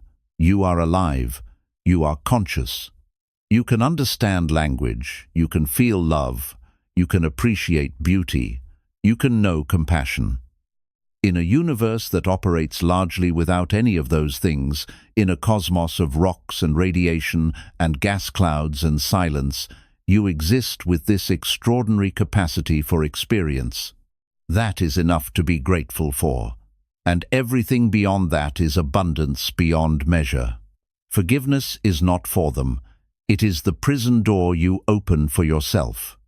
In your history there is a wound, perhaps more than one. A moment or a pattern when someone who should have been safe was not safe. A betrayal by someone you trusted. An injury that should not have happened, and that has left its mark in ways you can still feel, and you have been carrying that wound forward through time. Sometimes consciously, as an active grievance or a persistent grief. Sometimes unconsciously, as a set of defensive patterns and reactive tendencies that organize your behavior in ways you no longer directly connect to the original injury, but that trace back to it nonetheless. Resentment presents itself as justified. It presents itself as the appropriate and even virtuous response to having been genuinely wronged, as the refusal to be a doormat, as the recognition that what happened to you was unacceptable and that you refuse to minimize or forget it. And on the surface, this seems reasonable. Of course, you should not minimize genuine harm. Of course, you should not pretend that cruelty was acceptable. Of course, you should not be required to forget what happened simply because forgetting would be more comfortable for everyone around you. But resentment is not justice. Resentment is not a refusal to minimize. Resentment is the decision, made repeatedly in each moment, that you allow it to continue, to let the injury continue to define your experience of the present. To allow the person who harmed you in the past to continue to influence the quality of your consciousness right now, when they are not even present. When you resent someone, you are not protecting yourself from them. You are handing them residency inside your own mind, often indefinitely, and paying for their room and board with your own peace. Forgiveness is among the most misunderstood concepts in any wisdom tradition, and the Buddhist approach to it requires careful clarification. Forgiveness is not condoning. It is not saying that what was done was acceptable or that the harm was not real. It is not reconciliation with someone who is still dangerous or still unwilling to acknowledge the harm they caused. It is not something you do for the other person at all. Forgiveness is entirely for you. It is the decision to stop letting the past injury contaminate your present moment. To withdraw the energy you have been investing in the work of resentment, which is enormous, and to reinvest it in actually living your life. The forgiveness process, as the Buddhist tradition understands it, moves through stages and cannot be rushed without becoming merely performative. The first stage is acknowledgement. The injury must be fully seen and fully felt, not suppressed in a spiritual bypass where you jump straight to forgiveness as a way of avoiding the full weight of what was actually done. The grief must be grieved. The anger must be felt fully and honestly. The loss must be genuinely mourned. Only from that place of honest acknowledgement can genuine forgiveness begin, because only from that place is there something real to forgive rather than something you have pretended was not actually there. From that foundation of honest feeling, you begin the practice of understanding, not excusing, understanding, tracing the conditions that produced the behavior, recognizing without minimizing the harm, that the person who hurt you was themselves a suffering being, that their capacity for cruelty or negligence or abandonment arose from their own pain, their own conditioning, their own unmet needs and unexamined wounds. This is not comfortable, this is not easy, but it is the practice of seeing clearly, of seeing the whole person rather than only the harm they caused. And that seeing, that recognition of shared humanity and shared suffering, even in the person who wronged you, is what makes the release of resentment possible in a way that feels genuinely clean rather than forced. The forgiveness the Buddhist tradition points toward is not an event, it is a direction, a decision made repeatedly in the moments when the resentment resurfaces, as it will, to not re-water it, to notice its presence, to acknowledge the feeling without indulging it, and to return again to the intention of release, not because the person deserves it, because you do. Simplicity is not poverty, it is clarity. There is a particular form of suffering that belongs to affluence and abundance, a form that previous generations, living under genuine scarcity, would have found difficult to comprehend. The suffering of too much, too many choices, each one requiring evaluation and comparison, too many obligations, each one competing with the others for the finite resource of your attention, too many things to acquire, to maintain, to upgrade, to manage, to compare against the always more impressive version that arrived last season. Too much information arriving too fast from too many directions, none of it fully processed, all of it leaving behind a residue of half-completed thoughts and undigested impressions that clutter the interior space. The Buddha's teaching on simplicity is not romantic primitivism. It is not a nostalgic fantasy about returning to a simpler age.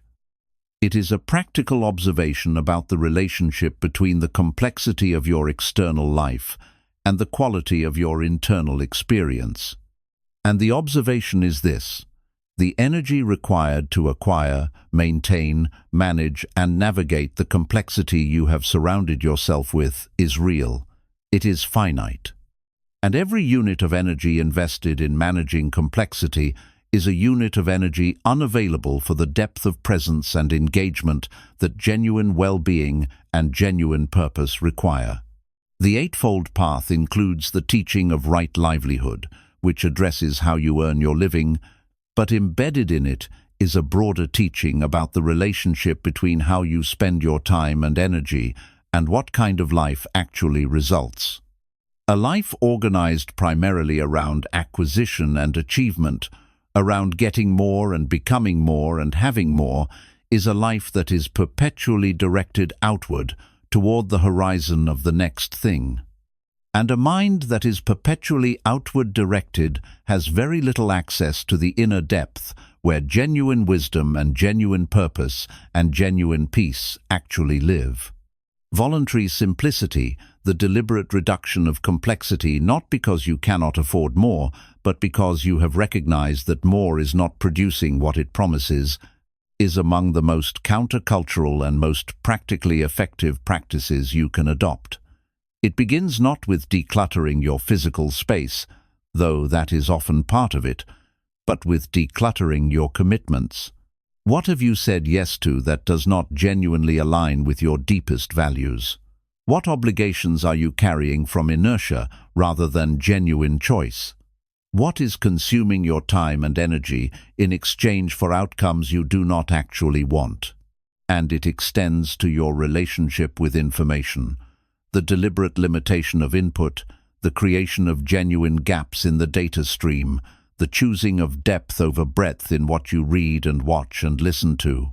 The modern person who consumes vast quantities of information is often less wise, not more, than the person who reads one good book slowly and with full attention. Because wisdom is not the result of information accumulation, it is the result of deep engagement, of allowing an idea to be fully received rather than glanced at, of sitting with a question rather than immediately searching for the first answer and moving on. Simplicity creates space, and in that space, something that has been trying to get your attention through the noise can finally be heard, the still, small voice of your own genuine values. The persistent pull of what you actually care about, as opposed to what you have been performing caring about. The specific quality of aliveness that arises when you are doing what you are genuinely for, as opposed to what you have arranged to do because it seemed responsible or impressive or safe. Start with one deliberate simplification today, One commitment released. 1 hour of the day reclaimed from unconscious consumption and returned to conscious presence. One drawer cleared, one obligation declined, 1 hour given to genuine stillness rather than to the endless project of filling time. And notice what fills the space. Often it is exactly what you needed. Often it is precisely what all the noise was drowning out. Interdependence, why you are never alone and never separate. One of the most foundational insights in the entire Buddhist canon, and one with radical implications not only for how you understand your nature, but for how you live your life moment to moment, is the teaching of interdependence, or pratityasamutpada in Sanskrit, dependent origination. Everything that arises does so in dependence on conditions. Nothing that exists has independent, self-sufficient, self-caused existence. Everything is what it is, only in relationship to everything else. The web of existence is a web of relationship, not a collection of isolated, independent entities bumping into each other.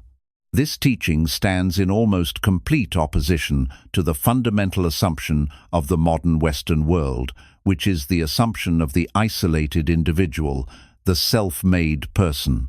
The autonomous agent who, through their own intelligence and effort and will, creates their achievements, forms their character, and ultimately stands alone as the sovereign author of their own life. This is not only philosophically wrong in the Buddhist view, it is psychologically costly, because the isolated self is a terrifying thing to be. Isolated selves live in a universe of other isolated selves who are all competitors for scarce resources. Isolated selves must protect themselves constantly because there is no genuine support from a network they are genuinely part of. Isolated selves experience loneliness as a chronic condition rather than as an occasional circumstance because the isolation is built into the basic framework of how they understand themselves. The insight of interdependence dissolves that isolation at its root. Not by denying individuality, not by asserting that all distinctions are illusory, but by revealing the actual nature of what appears as an individual. You are not a self-contained unit, moving through a world of other self-contained units. You are a node in an incomprehensibly vast and intricate web of relationship that extends in every direction through space and time. You are a convergence point for the contributions of billions of beings who came before you, who made possible the body you inhabit, the language you think in, the ideas you use, the food you eat, the air you breathe, the cultural context in which your values were formed. You are, in the most literal and not merely poetic sense, the product of everything that has ever existed. Consider something as simple as the words you are hearing right now. These words are in a language that was developed over millennia by people you will never know. The concepts they carry were shaped by thinkers and teachers and practitioners across 25 centuries in dozens of cultures. The voice delivering them was formed by a specific combination of genetics and experience and influences that trace back through generations. The technology carrying them to you is the product of countless scientists and engineers and workers across more than a century of development. Your capacity to understand and respond to them is the result of years of education, of relationships, of experiences of suffering and joy and insight that you did not produce alone. Every single element in this moment is a convergence of contributions from an almost infinite web of conditions and relationships. This is what you are, not a separate self in a world of other separate selves, but a unique expression of an interconnected whole. A specific point at which the web of existence has gathered into the particular form of you. And when you genuinely absorb this, not just as an intellectual position, but as a felt reality, the loneliness that has been such a persistent undertone of modern existence begins to dissolve. Not because circumstances have changed, because you are seeing your actual situation more clearly. You are always held by the web. You are always in relationship with everything that is.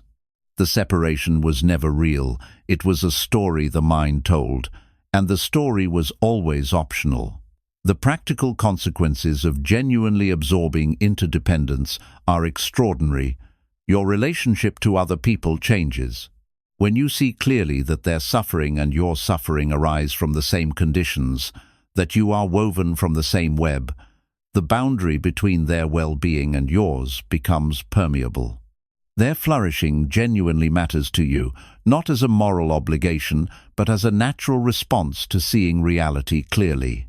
Your relationship to the natural world changes. The clear-cutting of a forest, the poisoning of a river, the extinction of a species, these things are not damages to something separate from you. They are wounds in the web of which you are part. And your relationship to your own life changes most fundamentally of all, because a being who knows itself as part of the whole, rather than as a separate self moving through an alien world, is capable of a quality of ease and belonging and groundedness that the isolated self can never access, no matter how much it achieves or accumulates. You belong to all of this. You always have. Welcome home. Awakening is not a destination. It is a way of walking. You have come a long way in this listening.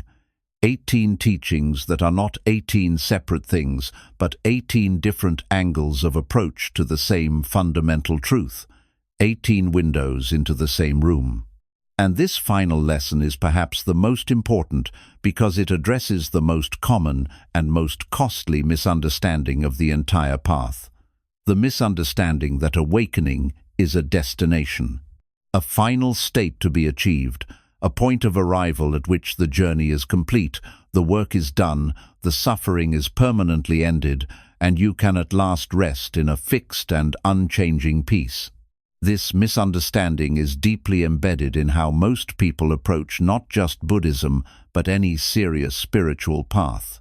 The Western mind, shaped by goal-oriented culture, by the belief that effort should produce measurable outcomes, and outcomes should be durable, approaches spiritual practice as another achievement project. Another domain where sufficient effort produces a final result. You meditate enough, you develop enough insight, you reach some threshold of accumulated wisdom or virtue, and then it happens. Awakening. Liberation. The end of the search. But every genuine teacher in every Buddhist tradition is saying something radically different. They are saying that awakening is not the end of the path. Awakening is not a destination at all. Awakening is a quality of presence that is available in this moment, in this ordinary, unremarkable moment, not as the reward for sufficient practice, but as the direct perception of what has always been true, always been here, always been the actual nature of this moment, but obscured by the habitual patterns of the unexamined mind.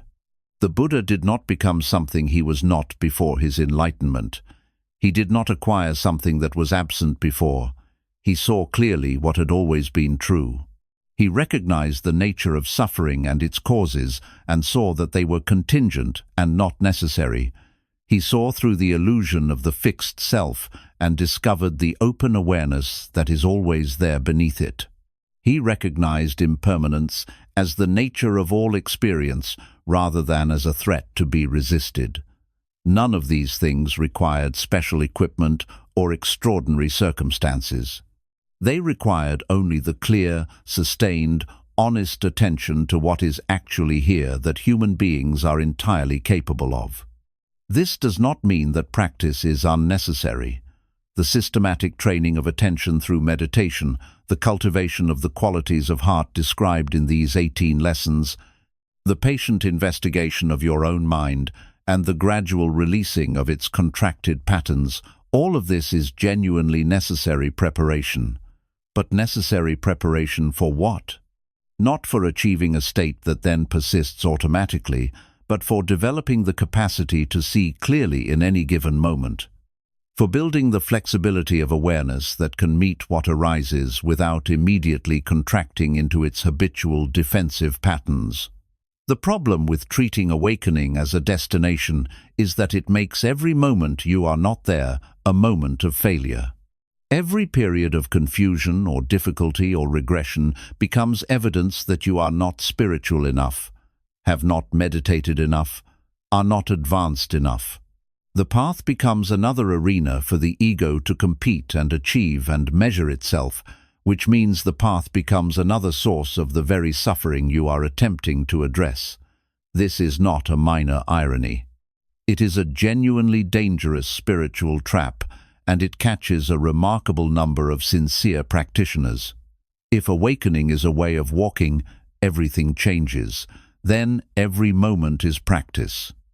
Every moment in which you are more present rather than less present, more aware rather than less aware, more open to what is actually here rather than more contracted into the demands of what should be, is a moment of genuine walking the path, and every moment in which you drift, as you will, as everyone does, as even the most practiced meditators do, the moment of noticing that you have drifted and returning with gentleness and without self-judgment, that moment is also practice, also walking, also the path. The Zen tradition has a phrase that captures this with characteristic directness. Before enlightenment, chop wood, carry water. After enlightenment, chop wood, carry water. The activities of daily life do not change. What changes is the quality of presence with which they are met. The washing of dishes, done with full attention, with the genuine curiosity of someone encountering the sensation of warm water and the smell of soap for the first time, is a moment of awakening. The conversation with a friend, where you are genuinely here, genuinely listening, not planning what to say next or monitoring how you are coming across, but actually in contact with this actual person in this actual moment, is a moment of awakening. The grief, fully felt, not pushed away or dramatized, but simply met with open awareness and genuine presence, is a moment of awakening. Awakening does not require special circumstances. It does not require permission. It does not require that you be further along than you are right now, or that you have resolved the issues you carry, or that you have figured out your purpose, or that your meditation practice is sufficiently advanced. It requires only the willingness to be genuinely here, to meet this moment as it actually is, to stop reaching for something that is not here yet, and to discover what is already present in the thing that is here now. The Zen teacher Shunryu Suzuki said that in the beginner's mind there are many possibilities, but in the expert's mind there are few. The beginner's mind is the mind that approaches each moment fresh, without the accumulated weight of what it already knows, without the expectation that this moment will be like the last one or the one before that. It is open, it is curious, it is genuinely here for what is actually happening rather than for its idea of what is happening. And this quality, the beginner's mind, the mind that meets each moment as if for the first time, is not only available at the beginning of the path, it is what the path is for. The deepest practitioners are those who have cultivated, through years of practice and genuine development, an openness and a freshness and a willingness to be surprised that is indistinguishable in its quality from the openness of the genuine beginner. You do not have to have it all together. You do not have to have resolved your issues, found your purpose, mastered your emotions, or achieved any particular level of spiritual development. You just have to take the next step, and then the one after that, with honesty, with compassion toward yourself and others, with the genuine willingness to look at what is actually here rather than what you wish were here, with the patience to sit still long enough to hear what the silence is saying, with the courage to release what you have been clinging to and to discover what fills the space when the grip loosens. This is the path, not a highway leading to a city in the distance, a way of walking. And the walking begins exactly here, exactly now, in this life, with its specific difficulties and its specific gifts, in this body, in this moment. One step, then the next. These 18 teachings are not a system to be mastered. They are not a checklist to be completed. They are not even, in the final analysis, something outside you that you have been receiving. They are pointers towards something already present in the depths of your own experience, already alive in the awareness that has been listening to these words, already present in the silence between the thoughts, already here in the simple, clear, open fact of your own being. The Buddha described his teaching as a raft, something useful for crossing the river of suffering from the near bank to the far shore. But once you have crossed, you do not carry the raft on your back through the forest. You set it down. The teaching serves the crossing. What you find on the far shore is not another teaching. It is your own life, finally seen clearly, finally met honestly, finally inhabited fully. You do not need to become someone else. You do not need to be further along than you are, more spiritual than you are, less confused than you are. You need only the willingness to begin, to take these teachings into your actual daily life, and to see what happens when you apply them honestly, imperfectly, repeatedly, patiently. The suffering you carry is real. The peace that is possible is also real. The path between them is not as long as the ego believes. And the first step is always the same in every tradition and every lineage and every genuine teacher who has ever pointed at what is true. Stop, look, see what is actually here. The path is here. It has always been here, and it begins precisely where you are. Calm mind, clear path, on the nature of the mind. The Buddhist tradition spent more time, across more generations of inquiry, studying the nature of the human mind than any other tradition in history. Not through the instruments of neuroscience, though modern neuroscience has increasingly arrived at confirming many of the same conclusions, but through the most direct and rigorous instrument available to any investigator, the sustained, disciplined, precise attention of a trained mind turned upon itself. Meditation, in its most serious form, is not relaxation. It is not the management of stress. It is the systematic investigation of the nature of experience itself, conducted from the inside by the very consciousness that is being investigated. What has this investigation, conducted over 25 centuries by some of the most careful and disciplined observers the world has produced, revealed about the nature of mind? First, that the mind is not a fixed thing. It is a process, a continuous stream of arising and passing events, mental moments that succeed one another with extraordinary rapidity, none of them precisely the same as the last, none of them truly solid or permanent, or what they appear to be in the unconsidered rush of ordinary experience. The sense of continuity, the feeling that there is a consistent self experiencing a continuous stream of consciousness, is itself a construction. A narrative woven from these rapid, fleeting mental moments by a mind that is pattern-seeking by nature and that cannot help but find a story in the fragments. Second, that the quality of mental events is not fixed. The mind that inclines toward hatred deepens its capacity for hatred with each instance of it. The mind that inclines toward compassion deepens its compassion with each act of it. The mind is extraordinarily plastic. Neuroplasticity, as modern science now calls it, is something Buddhist practitioners have been working with intentionally for millennia. They did not have the vocabulary of neuroscience, but they had the direct experience of a mind that can be genuinely transformed through practice.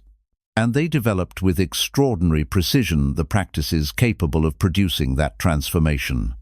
Third, that beneath the conditioned layers of the mind, beneath the habits and the narratives and the reactive patterns and the constructed self, there is something that is not conditioned, something that is prior to all of it. The awareness that observes the patterns, the consciousness that knows the thoughts. This is what the tradition calls Buddha nature, or Rigpa, or pure awareness, or the Dharmakaya, depending on which school and which lineage you are drawing from. And this is not a metaphysical claim that you must accept on faith. It is a description of something that can be directly experienced. That is experienced by every serious meditator who goes deeply enough into the practice. A recognition of the ground of awareness that is always already present, always already free, always already the case, regardless of what is happening in the conditioned layers above it. This recognition is what the tradition means by awakening, not the acquisition of something new, the recognition of something that has always been the case. On the relationship between suffering and awakening, there is a teaching that runs through the Buddhist tradition in many forms, and that is among the most counterintuitive and among the most important. The teaching that suffering is not an obstacle to awakening, but, when met correctly, is one of its primary doorways. The Tibetan tradition speaks of using difficult emotions as fuel for practice. The Zen tradition points again and again at moments of genuine crisis, of the collapse of the usual structures of understanding, as the moments most fertile for breakthrough. The Theravada tradition's detailed analysis of suffering, its causes and its textures and its mechanisms, is not intended to depress or to discourage, but to illuminate, to make the invisible visible, to bring into the light of awareness what has been operating in the darkness of unconscious pattern so that it can be seen clearly and therefore changed. Suffering is information. It is precise, personal, intimately calibrated information about where your mind is clinging, where it is resisting, where it is operating from the unexamined assumption that something must be a certain way in order for you to be okay. Every experience of genuine suffering contains within it, if examined carefully and honestly, a pointer toward a place where greater freedom is available, a clue to where the grip is tight and could be loosened. An indicator of where you are demanding that reality be different from what it is, and therefore generating the specific kind of suffering that arises from that specific demand. This does not mean you should seek out suffering or romanticize difficulty. The middle way applies here too. The deliberate pursuit of suffering is as much a mistake as the desperate avoidance of it. But when suffering arises, as it will, as it inevitably must in any fully lived human life, the question is not how to escape it most quickly. The question is, what is this pointing at? What is this showing me about where I am still clinging, still resisting, still operating from the illusion that I can control what cannot be controlled?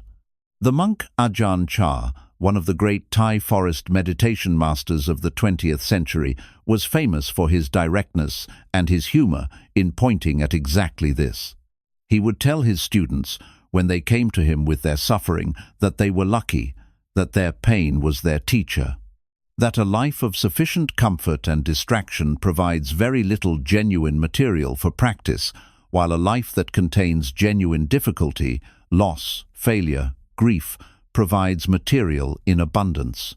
Not because suffering is good in itself, but because suffering, met with the right quality of attention, is one of the most powerful catalysts for genuine insight that human experience offers.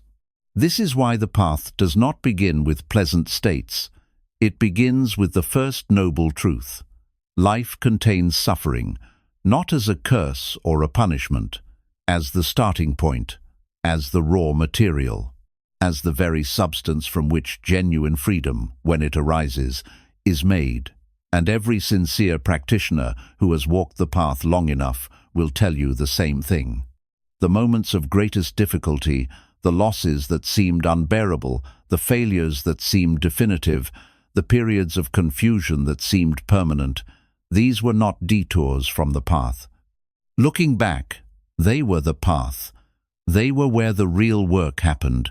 They were where the real transformation took root. Your suffering is not evidence that you are failing. Your suffering is the invitation. On the cultivation of equanimity. Equanimity is the fourth of the four Brahma Viharas, and it is perhaps the most misunderstood. The word in Pali is upekkha, and it is often translated as equanimity, as evenness of mind, as a balanced and non-reactive presence in the face of whatever arises. But it is consistently mistaken for something it is not. Mistaken for indifference, for emotional flatness, for the spiritual version of just not caring about anything. Genuine equanimity is not indifference. Genuine equanimity contains within it the full capacity for love, for compassion, for engagement, for genuine caring about what happens to the people and the world you love. What it adds to those capacities is stability, the quality of not being swept away, the capacity to care deeply without being destabilized by the outcomes of what you care about, the ability to be fully present in the fire without being consumed by it. Think of a great tree in a storm. The branches move, bend, respond dramatically to the wind. The leaves are blown in every direction. The tree is fully in the storm, fully responsive to it. But the roots hold. The tree bends without breaking because its grounding is deep enough to allow the fullness of its response without threatening its integrity. Equanimity is the roots. Not the stillness of the branches, not the absence of movement, but the depth of grounding that allows full movement without loss of integrity. Equanimity is also sometimes called the quality of the sky, not the calm of a clear day, which is a pleasant weather condition. The nature of the sky itself, which is the same before, during, and after the storm. Clouds arise in the sky, storms arise in the sky, but the sky is not altered by any of it. Joy arises in awareness, grief arises in awareness, anger arises, fear arises, confusion arises. And awareness, genuine equanimity, is the quality of presence in which all of this arises and passes without the fundamental ground being altered. This is the quality that the 18 lessons, taken together and practiced genuinely, are building toward. Not a life without emotion, not a life of spiritual bypass in which the difficult things are never felt, but a life of full engagement, full feeling, full genuine response to what is actually happening, from a foundation of such depth and steadiness that nothing that arises can take you completely off your ground. The roots hold, the tree moves freely in the wind, and the storm, however fierce, eventually passes, and the sky is still the sky. On daily practice and how to begin.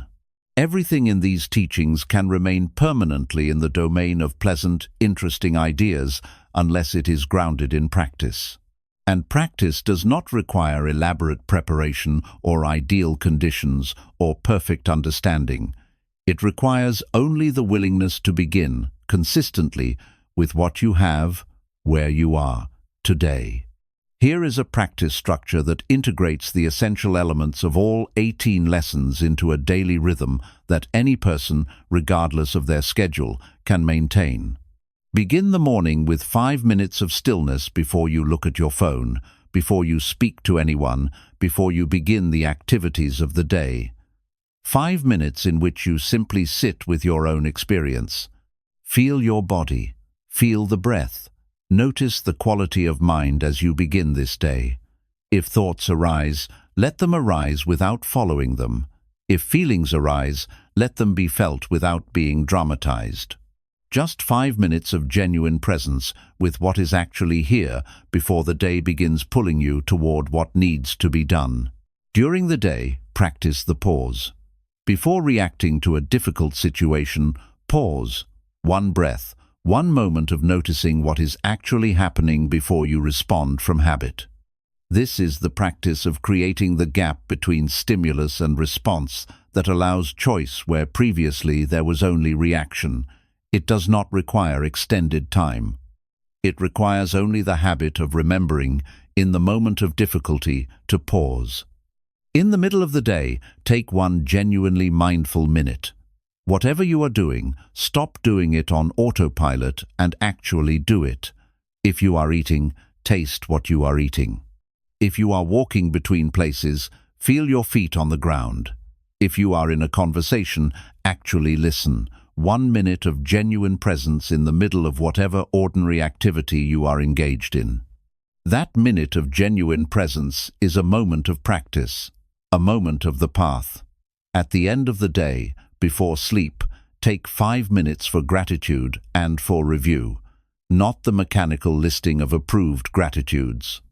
Genuine identification of 3 specific things in this specific day that you are genuinely glad existed, and a brief, compassionate review of the day, not a judgment, not an accounting of failures, but a simple question: where was I most present today? Where was I least present? What does tomorrow offer as an opportunity to walk the path more fully? That is the structure. Simple enough to actually maintain, rich enough to genuinely transform the quality of your daily experience over time if maintained with genuine intention. The path does not require hours each day, though when hours are available they are worth giving. It requires the consistent application of genuine attention to the ordinary moments of your ordinary life. That application is the practice. That application, maintained with patience and compassion, and the willingness to begin again every time you lose your way, is the path itself. On the teacher within. There is a teaching attributed to the Buddha in the final days of his life that has been carried forward through the tradition with particular reverence. His last words to his gathered students are recorded as something close to this: "Be a lamp unto yourself. Take yourself as your own refuge. Seek no external refuge. Hold fast to the truth as a lamp. Do not look outside yourself for another island." This teaching is remarkable because it comes from a great teacher in his final moments, specifically directing his students away from dependence on teachers, including himself.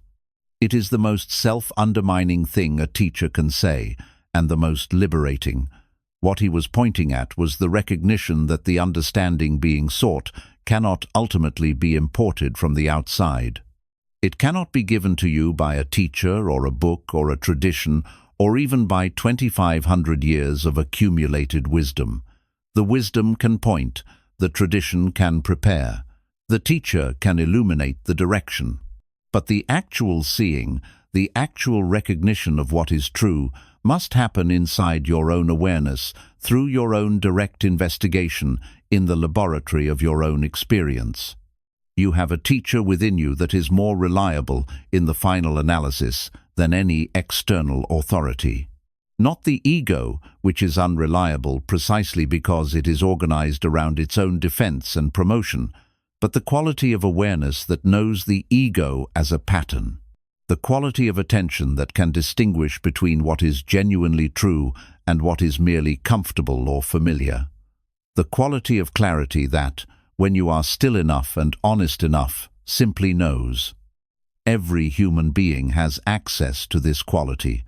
Every human being is capable of the direct investigation of their own experience that the Buddha was describing. Every human being is capable of genuine insight, genuine compassion, genuine awakening. The external teachings, these 18 lessons or any others from any tradition, are useful precisely to the degree that they help you access that quality within yourself. They are fingers pointing at the moon. Not the moon itself. Do not stare at the finger. Look where it is pointing. And when you have genuinely looked, when you have seen with your own eyes rather than through the eyes of the teaching, you will find that what you see is something you already, in some deep place, always knew. The teaching does not bring news from elsewhere. It brings you home to what was always already here, on purpose, service, and the gift of your life. Throughout these 18 teachings, the theme of purpose has surfaced repeatedly, not as a prescription for what your specific life should contain, but as the recognition that a life aligned with its genuine direction, a life in genuine contact with what you are actually for, has a quality of wholeness and aliveness that a misdirected life, however successful by external measures, cannot produce. The Buddhist tradition does not offer a single universal purpose that applies identically to all beings. The tradition recognizes that the specific expression of purpose varies infinitely from person to person, shaped by the particular gifts and circumstances and callings of each specific life. But it does suggest something about the direction that genuine purpose always points. Genuine purpose, in the Buddhist view, always moves in the direction of less suffering. Not only your own suffering, though reducing your own suffering is not trivial, but the suffering of others. The world is saturated with suffering. It exists in human beings and in animals, and in the broader ecology of which all sentient life is part. And you, specifically you, in the specific configuration of your specific gifts and perspective and experience, are uniquely positioned to alleviate certain forms of it, not all of it. You are not responsible for all of it, but some of it. The forms that specifically intersect with what you specifically have and are and can offer. When purpose is understood this way, the searching question changes. It is no longer only what is my calling, what fulfills me, what gives my life meaning, though those questions are not wrong. It becomes also, what do I have that the world needs? Where do my gifts meet genuine need? What suffering exists in my immediate orbit, in my community, in my world, that my specific capacities could address? These questions are not the death of self-interest. They are the discovery that genuine self-interest and genuine service are not in opposition. That the person who is in genuine contact with their gifts and who is using those gifts in service of something beyond their own comfort and advancement is, without exception, a more alive, more satisfied, more genuinely at peace person than the person who is organizing their life entirely around their own interests. This is not moralism. It is a consistent empirical finding from the psychology of well-being, the sociology of meaning, and 2.5 millennia of Buddhist practice. Genuine giving fills in a way that taking cannot. Not every kind of giving. The giving that arises from genuine contact with your own gifts, offered in genuine service to genuine need, produces a quality of experience that no amount of self-oriented achievement can match.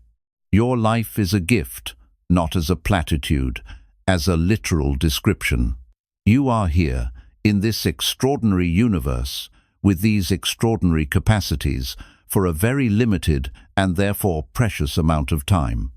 The question of how to spend that gift is the most important question you will ever face, and it deserves the most honest, the most courageous, the most genuinely open investigation you are capable of. Not the investigation driven by fear, or by the desire for approval, or by the need to seem like a certain kind of person. The honest investigation of what you actually are, what you actually have, what is actually needed, and how those three things can be brought into genuine contact. That contact is purpose. That contact is the life that is worth living, and it is available to you. Not at some future point when you have worked out your issues and found your footing and achieved sufficient inner development. Now, in this life, in this specific, imperfect, beautiful, difficult, unrepeatable life that is yours. You have been listening for a long time, and if something in these teachings has landed, if some part of what you have heard has touched something real in you, the greatest gift you can give yourself is to not let it remain in the category of interesting content consumed and filed and replaced by the next interesting content. Let it live, let it breathe. Give it time to take root. Read slowly, meditate sincerely, even briefly. Bring one teaching at a time into genuine contact with your actual daily life and see what it does there. Not what it is supposed to do, not what the theory says it should do, but what it actually does in the specific, unrepeatable context of your specific, unrepeatable experience. You are the laboratory, and the experiment you are conducting is the most important one available to you. the investigation of what it means to be genuinely, fully, freely alive. The Buddha himself described his teaching not as a doctrine to be believed, but as a path to be walked. Not a set of propositions to be accepted on faith, but a set of practices to be tested in direct experience. He even said explicitly, "Do not accept my teachings simply because I said them. Test them in your own experience. See if they are true. See if following them produces less suffering and more genuine well-being in your actual daily life. If they do, accept them. If they do not, release them." This empirical, anti-dogmatic, genuinely experimental approach is itself one of the most radical and most liberating aspects of the entire tradition. So do that.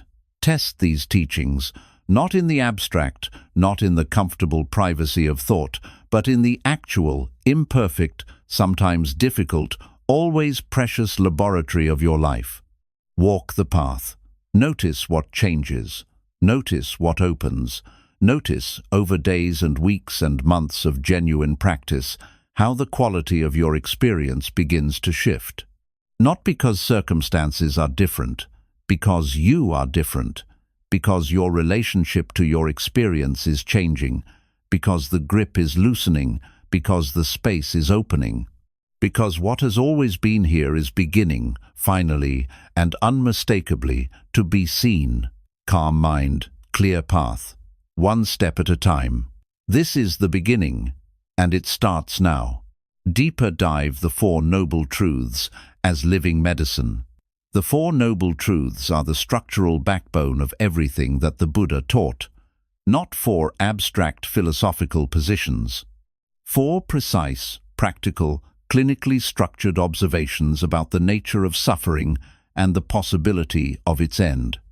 The Buddha himself described them using the framework of ancient Indian medicine: the diagnosis, the cause, the prognosis, and the treatment. Understood this way, they are not passive philosophical observations. They are an active prescription for a life that is genuinely worth living. The first noble truth is the truth of suffering, dukkha.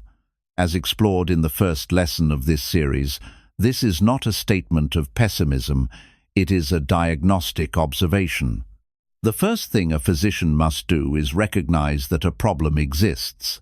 The first thing a person walking toward genuine freedom must do is recognize, honestly and without flinching, that suffering is present and that its presence is worth investigating rather than simply enduring or avoiding. The refusal to look honestly at suffering, the determined positivity that insists everything is fine when everything is not fine, is not health. It is the avoidance of the diagnosis that makes treatment possible. The second noble truth is the truth of the origin of suffering, samudaya. Suffering does not arise from nowhere. It does not arise from bad luck, or from a malevolent universe, or from the judgment of an external deity. It arises from specific causes, and the most fundamental of those causes is tanha, usually translated as thirst or craving. The craving for sensual pleasure, the craving for existence and becoming, and the craving for non-existence and ending. This three-part craving is the engine of the cycle of suffering. And because it has causes, because it is not arbitrary or unavoidable, but is rooted in specific, identifiable, investigable conditions, it can be addressed. Causes can be understood. Causes can be altered. This is the hope embedded in the second noble truth. The third noble truth is the truth of the cessation of suffering, nirodha. Not the suppression of suffering, not its management or its reduction, its genuine cessation. The complete extinguishing of the craving that drives it. This is what the tradition calls nirvana, a word that simply means extinction or extinguishing, the extinction of the fire of craving. And the third noble truth makes the radical claim that this is possible, not as a theoretical possibility available only to legendary masters in a distant past. as a genuine potential available to any human being who walks the path with sufficient sincerity and consistency. The Buddha said repeatedly, "I have found the way out of the forest. Follow the path and you will reach the clearing. Not just I, anyone who walks it, anyone." The fourth noble truth is the truth of the path that leads to the cessation of suffering, Magga, the eightfold path. Right view, right intention, right speech, right action, right livelihood, right effort, right mindfulness, right concentration. This is the treatment prescription. The specific, practical, detailed map of the territory between ordinary suffering and genuine liberation. The path that is not a philosophical position to be adopted, but a way of living to be embodied. A way of seeing, a way of speaking, a way of acting, a way of working, a way of practicing, a way of training attention, that, walked with genuine commitment and genuine sincerity, leads to the genuine freedom that the third noble truth described as possible. What makes the four noble truths so powerful as a living framework is their non-dogmatic structure. They do not ask you to believe anything that you have not verified for yourself. They ask you only to look honestly at your experience and see whether what they describe corresponds to what you actually find there. Is suffering present? Is it arising from conditions that can be identified? Is there a possibility of relationship to those conditions that would produce less suffering? Is there a path toward that less suffering that can be walked? These are not rhetorical questions, they are genuine questions, and they are your questions. Your answers to them, discovered not in a book, but in the living laboratory of your own experience, are the beginning of the path for you specifically, in your specific life, with your specific gifts and wounds and circumstances. Deeper dive the 5 precepts as a foundation for practice. Before the more advanced teachings can take root, before the cultivation of insight through meditation can reach its full depth, there needs to be a foundation. A basic ethical orientation that brings the grosser forms of harm to a stop and creates the conditions of integrity that deeper practice requires. In the Buddhist tradition, this foundation is provided by the 5 precepts. The 5 precepts are sometimes presented as commandments, as a list of prohibitions to be followed under threat of punishment, but this is a significant misunderstanding of their nature and their purpose. The precepts are not moral commandments imposed by an external authority. They are training principles, voluntarily undertaken, designed to create the conditions under which genuine freedom can be cultivated. They are, as the Thai forest teacher Ajahn Chah repeatedly emphasized, not about following rules for their own sake. They are about creating the inner environment, the clean and settled conscience, the basic ethical groundedness, without which genuine meditation practice cannot deepen. The first precept is the undertaking to refrain from taking life, not to kill. This precept extends, in its deeper application, beyond the obvious prohibition against murder to a quality of care and respect for life in all its forms. The cultivation of a genuine reluctance to cause harm, a sensitivity to the suffering of other beings that makes unnecessary harm feel genuinely uncomfortable, not as a performance of virtue, as the natural expression of a compassion that has begun to genuinely develop. The second precept is the undertaking to refrain from taking what is not given, not to steal. Again, in its deeper application, this extends beyond the obvious to a quality of scrupulous honesty in all dealings. Not taking advantage, not manipulating, not using the weaknesses of others for your own benefit. A basic integrity in your relationship to the resources and the trust of the world around you. The third precept is the undertaking to refrain from sexual misconduct. A precept that addresses the enormous amount of suffering that arises from the misuse of sexual energy, from the violation of trust and commitment, from the exploitation of vulnerability, from the confusion of genuine intimacy with the management of desire. The specific application of this precept varies with circumstances, but its core is clear: not causing harm through the expression of sexuality. The fourth precept is the undertaking to refrain from false speech.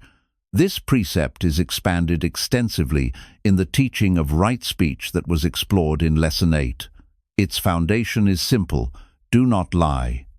Do not deliberately create false impressions. Be, in your speech, as honest as you can manage, within the context of genuine care and genuine timing and genuine relevance. The fifth precept is the undertaking to refrain from consuming intoxicants that cloud the mind. The mind that is being trained, the awareness that is being cultivated with such patience and care, needs to be protected from the things that systematically impair its clarity. This precept, in its contemporary application, extends to any substance or behavior that operates primarily by dulling awareness, by numbing the very sensitivity to experience that genuine practice is cultivating. Taken together, the 5 precepts create a baseline of ethical integrity, a foundation of clean conscience that supports genuine spiritual practice. Not because ethical goodness is the point, but because the mind that is habitually engaged in harmfulness, dishonesty, or the systematic clouding of its own clarity cannot settle deeply enough to achieve the genuine insight that the path offers. The foundation must be sound before the higher structure can be safely built. Deeper dive the 3 jewels and what it means to take refuge. In the Buddhist tradition, the formal act of committing to the path is the act of taking refuge in the 3 jewels: the Buddha, the Dharma, and the Sangha. And like almost everything in Buddhism, this formulation is far deeper and more practically significant than it appears on the surface. Taking refuge in the Buddha does not mean worshipping a historical figure. It means taking refuge in the possibility of awakening, in the fact, demonstrated by the life of Siddhartha Gautama, that a human being, without supernatural intervention and without exceptional circumstances, through the power of genuine investigation and genuine practice, can see through the illusions that cause suffering and arrive at genuine freedom. The Buddha, as refuge, is the inspiration and the proof of possibility, not a deity to be prayed to, a human example to be understood and followed. Taking refuge in the Dharma means taking refuge in the truth, in the actual nature of reality as it is, rather than as the conditioned mind distorts it, in the teachings that point toward that truth, and in the direct investigation of experience that the teachings recommend. The Dharma as refuge is the commitment to living in alignment with what is actually true rather than with what is comfortable or convenient or culturally approved. Taking refuge in the Sangha means taking refuge in the community of practitioners, in the recognition that the path cannot be walked in complete isolation, that human beings need human beings, that the support, the challenge, the inspiration, and the correction that come from genuine community with others who are walking the same path are not luxuries, but necessities. You cannot see your own blind spots from inside them. You need other eyes. You need the friction of genuine relationship. You need the example of people who have walked further than you and the opportunity to support people who are just beginning. In the modern context, Sangha does not require a formal Buddhist community, though if one is accessible, its value is considerable. It requires the deliberate cultivation of relationships with people who are walking seriously in the same direction. People who value truth, who take practice seriously, who are genuinely committed to their own growth, and who can support yours. Those relationships are among the most precious things in a practitioner's life. Tend them carefully. Seek them out if you do not have them. They are part of the foundation without which the path cannot be fully walked. Deeper dive the practice of loving kindness in daily life. The practice of loving kindness, Metta in Pali, is perhaps the most accessible and the most immediately transformative of the formal meditation practices that the Buddhist tradition offers to practitioners at every level of development. It does not require advanced concentration. It does not require years of preliminary preparation. It requires only the willingness to genuinely cultivate, with patience and sincerity, the wish for well-being in beings other than yourself. The formal metta meditation begins with yourself. You sit quietly and you generate the genuine wish for your own well-being. May I be happy, may I be healthy, may I be safe, may I live with ease. These phrases are traditional, but the specific words matter less than the genuine quality of caring they are meant to invoke. The practice is not to say the words and move on. The practice is to sit with them until they are alive in the body, until they are felt rather than just recited. Until the warmth of genuine well-wishing for yourself, however dim it may be at first, is present as a felt sense rather than just an intellectual intention. From yourself, you extend the same genuine well-wishing to a benefactor, someone who has given you much and for whom warm feelings arise naturally and easily. You hold this person in your awareness and you extend toward them the same genuine wish. May you be happy, may you be healthy, may you be safe, may you live with ease. You stay with this until it is warm and alive rather than mechanical. Then you extend the same practice to a neutral person, someone you know but have no particular feeling about in either direction. Then, gradually, to someone you find difficult. The extension of loving kindness to difficult people is where the practice becomes genuinely transformative and genuinely challenging. You are not asked to feel warmth that is not there, not asked to pretend you have no difficult feelings towards someone who has hurt you or who you find genuinely problematic. You are asked to hold them as a suffering being, as a human being conditioned by forces that produced their specific combination of gifts and wounds and harmful patterns, and to extend toward them, with whatever degree of sincerity you can actually muster, the wish that their suffering be alleviated. Not as a spiritual performance, as a genuine experiment in what is possible when your care for other beings is not limited to those who are easy to love. In daily life, the practice extends beyond the formal session. Each time you interact with another person, there is an opportunity for the quality of genuine well-wishing that Metta cultivates to be present. The barista making your coffee, the driver of the car that cut you off, the colleague who annoys you, the stranger whose face you catch for a moment in passing. Each encounter is an opportunity to practice the simple, radical, entirely countercultural act of genuinely wishing another being well, of recognizing in that moment that this person too wants to be happy, wants to be free from suffering, wants their life to go well, just as you do. This recognition, practiced consistently and sincerely, gradually transforms the quality of your interactions with the human world. It softens the defensive hardness that chronic guardedness builds. It creates genuine moments of contact where there were only moments of mutual self-protection. It makes the world you move through more humane, not because the world has changed, but because your way of moving through it has. A final word on patience and the long arc of the path. One of the qualities most consistently emphasized in every Buddhist lineage, in every school, in every serious presentation of the path, is patience. Not the gritted teeth endurance of someone waiting for something unpleasant to end. The deep, settled, genuinely open-hearted patience of someone who understands that transformation of the kind the path points toward cannot be rushed, cannot be forced, cannot be achieved through intensity of effort alone, however admirable that intensity may be. The mind has been conditioned over many years, perhaps over many lifetimes in the traditional understanding, into its habitual patterns. Those patterns did not develop overnight.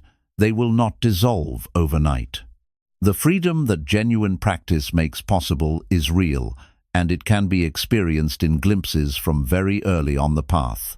But the stabilization of that freedom, the genuine, permanent transformation of the habitual patterns of suffering, requires time, requires consistency, requires the particular kind of patience that does not give up when progress seems slow, that does not mistake the gradual nature of genuine transformation for the absence of transformation.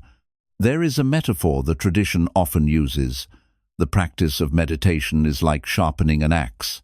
Each session of practice, each moment of genuine presence, each instance of catching a reactive pattern and choosing differently is like one stroke of the sharpening stone against the blade. Each individual stroke removes very little material, but with consistent repetition over time, the blade becomes sharp, and once sharp, it can cut through what it could not cut through before. You may not notice the sharpening happening. Most practitioners do not notice it clearly in the day-to-day. What they notice is that at some point, looking back, they can see clearly that something has changed, that the anger that used to consume them completely now arises and passes with less damage, that the anxiety that used to be a constant companion is quieter and less convincing, that the self-critical voice that used to be so loud is less authoritative, that the present moment, which used to feel thin and transitional, has depth and richness in it that was not accessible before. The blade is sharper, the path has been walked, and the walking continues. The path is not for those who expect quick results.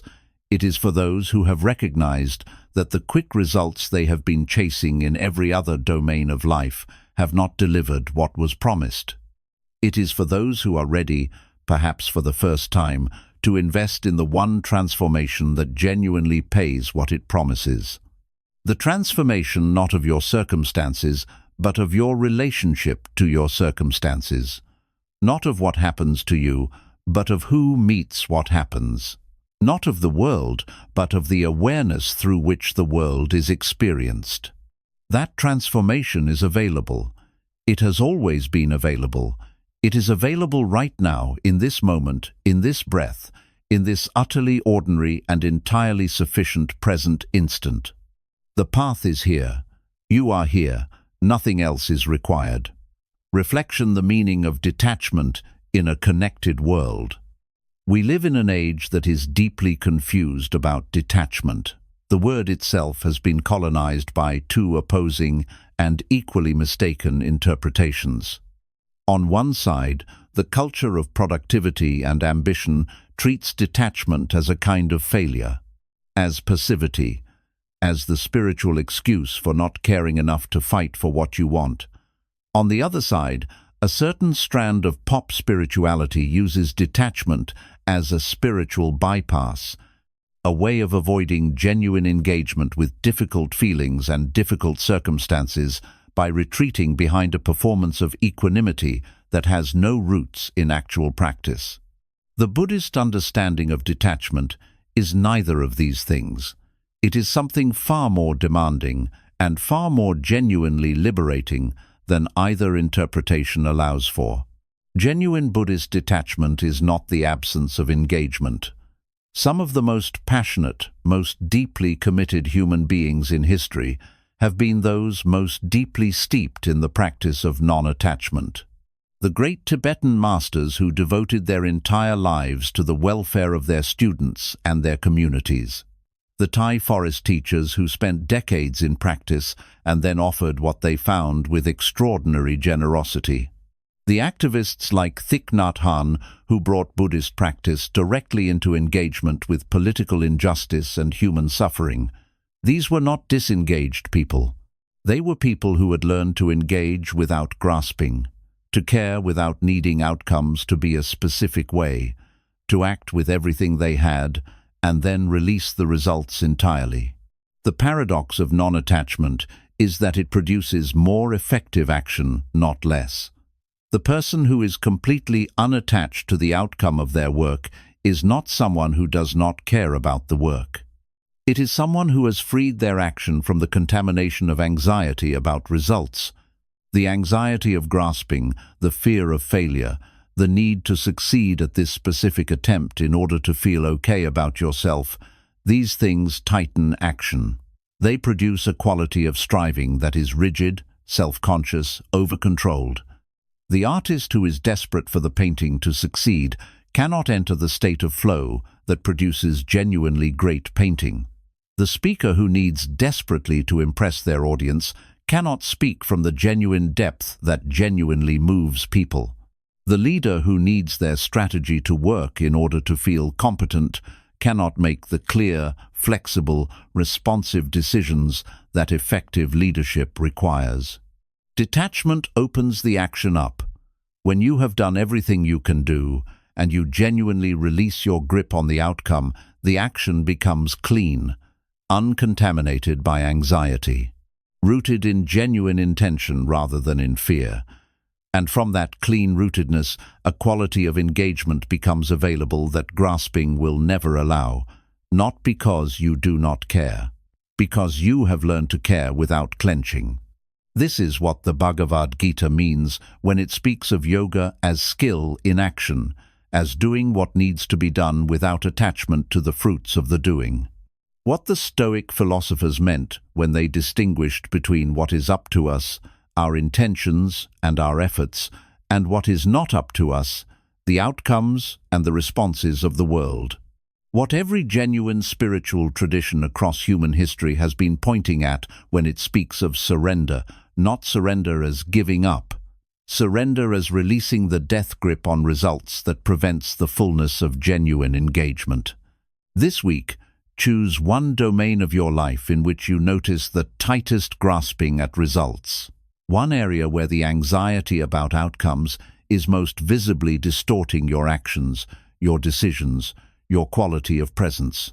And practice, just for this week, bringing your full effort and then releasing the outcome with the specific intention of releasing it rather than managing it. Note the difference in how your action feels. Note what becomes available when the grip loosens. You may find, as practitioners of this for 25 centuries have found before you, that what you were holding so tightly was actually holding you, and that letting go of it was the beginning of actually having it. Reflection on community, solitude, and the balance between them.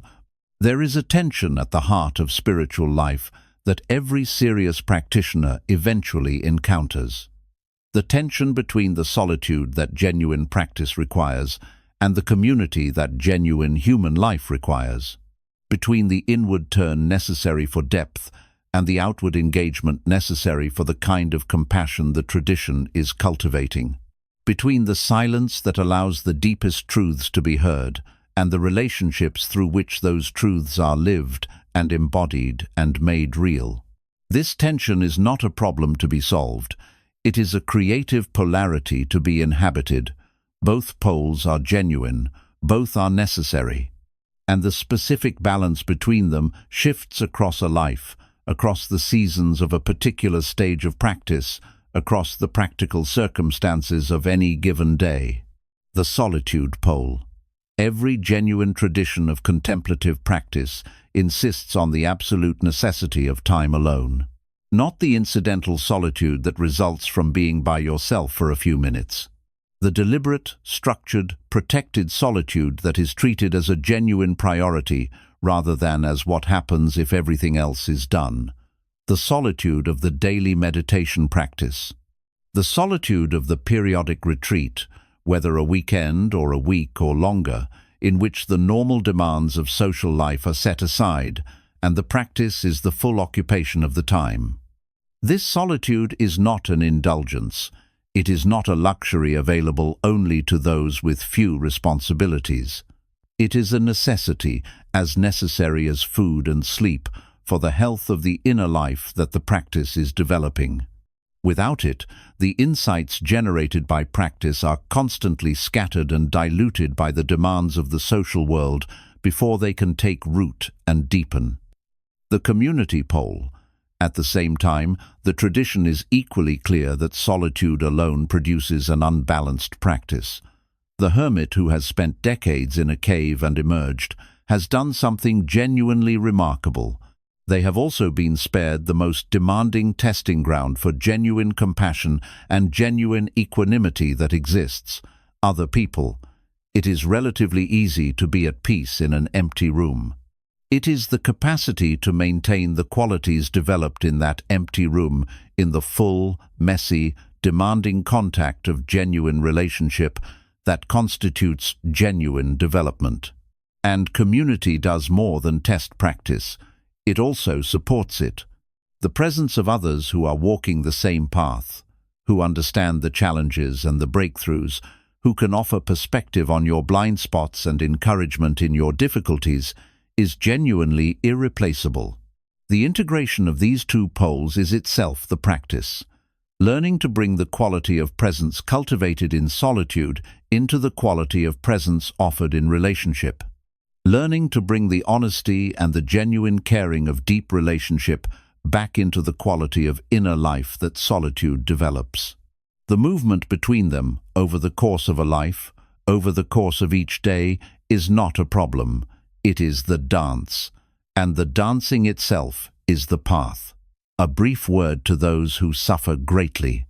These teachings have been offered primarily to those who are living relatively stable lives, in which the suffering being addressed is the subtle, pervasive suffering of the unexamined mind rather than the acute, overwhelming suffering of genuine crisis. But some of those listening are not in a stable place. Some are in genuine darkness, real grief, real loss, real illness, real isolation, real despair. And it would be a failure of genuine compassion to offer these teachings without speaking directly to those people for a moment. To you who are in genuine darkness right now, these words are for you specifically, not the words about purpose and gratitude and the beauty of impermanence. Those are for another time, and they will be there when you are ready for them. These specific words are for right now. You are not alone in this. The suffering you are experiencing is the suffering of a human being, and it is shared, in its essential nature, by every human being who has ever lived through darkness. Your suffering is not evidence of your inadequacy. It is not punishment. It is not permanent, even when it feels most total and most endless. It is the experience of a being who is in pain, and pain, however total it feels in the midst of it, moves. Everything moves. The practice in the darkest moments is not to cultivate gratitude or to meditate on impermanence or to develop loving kindness. The practice in the darkest moments is simply to survive the moment, to be here in this breath and then in the next one, to reach for one genuine human connection, however small, to eat something and sleep when you can and move your body when you are able. To be as gentle with yourself as you would be with a person you loved who was going through what you are going through right now. The path is still here, even in the darkness, especially in the darkness. You do not need to be in good condition to walk it. You can walk it from exactly where you are. But in the darkest moments, the most important step is just to keep breathing, just to stay. The rest can wait. These words are offered in the spirit of the tradition from which they draw, with the simple and complete intention that they be useful, not impressive, not comprehensive. Not the final word on any of these teachings, which are each deserving of a lifetime of investigation and could fill libraries without exhausting what is genuinely there. Simply useful to whoever has heard them, in whatever degree they are ready to receive them. If even one person walks away from this with a slightly more spacious relationship to their own mind, a slightly looser grip on what they have been grasping, a slightly warmer quality of care toward their own suffering and the suffering of others, then the intention of these words has been fulfilled beyond what could be asked. May you be well. May you be free from suffering. May you find what you are looking for.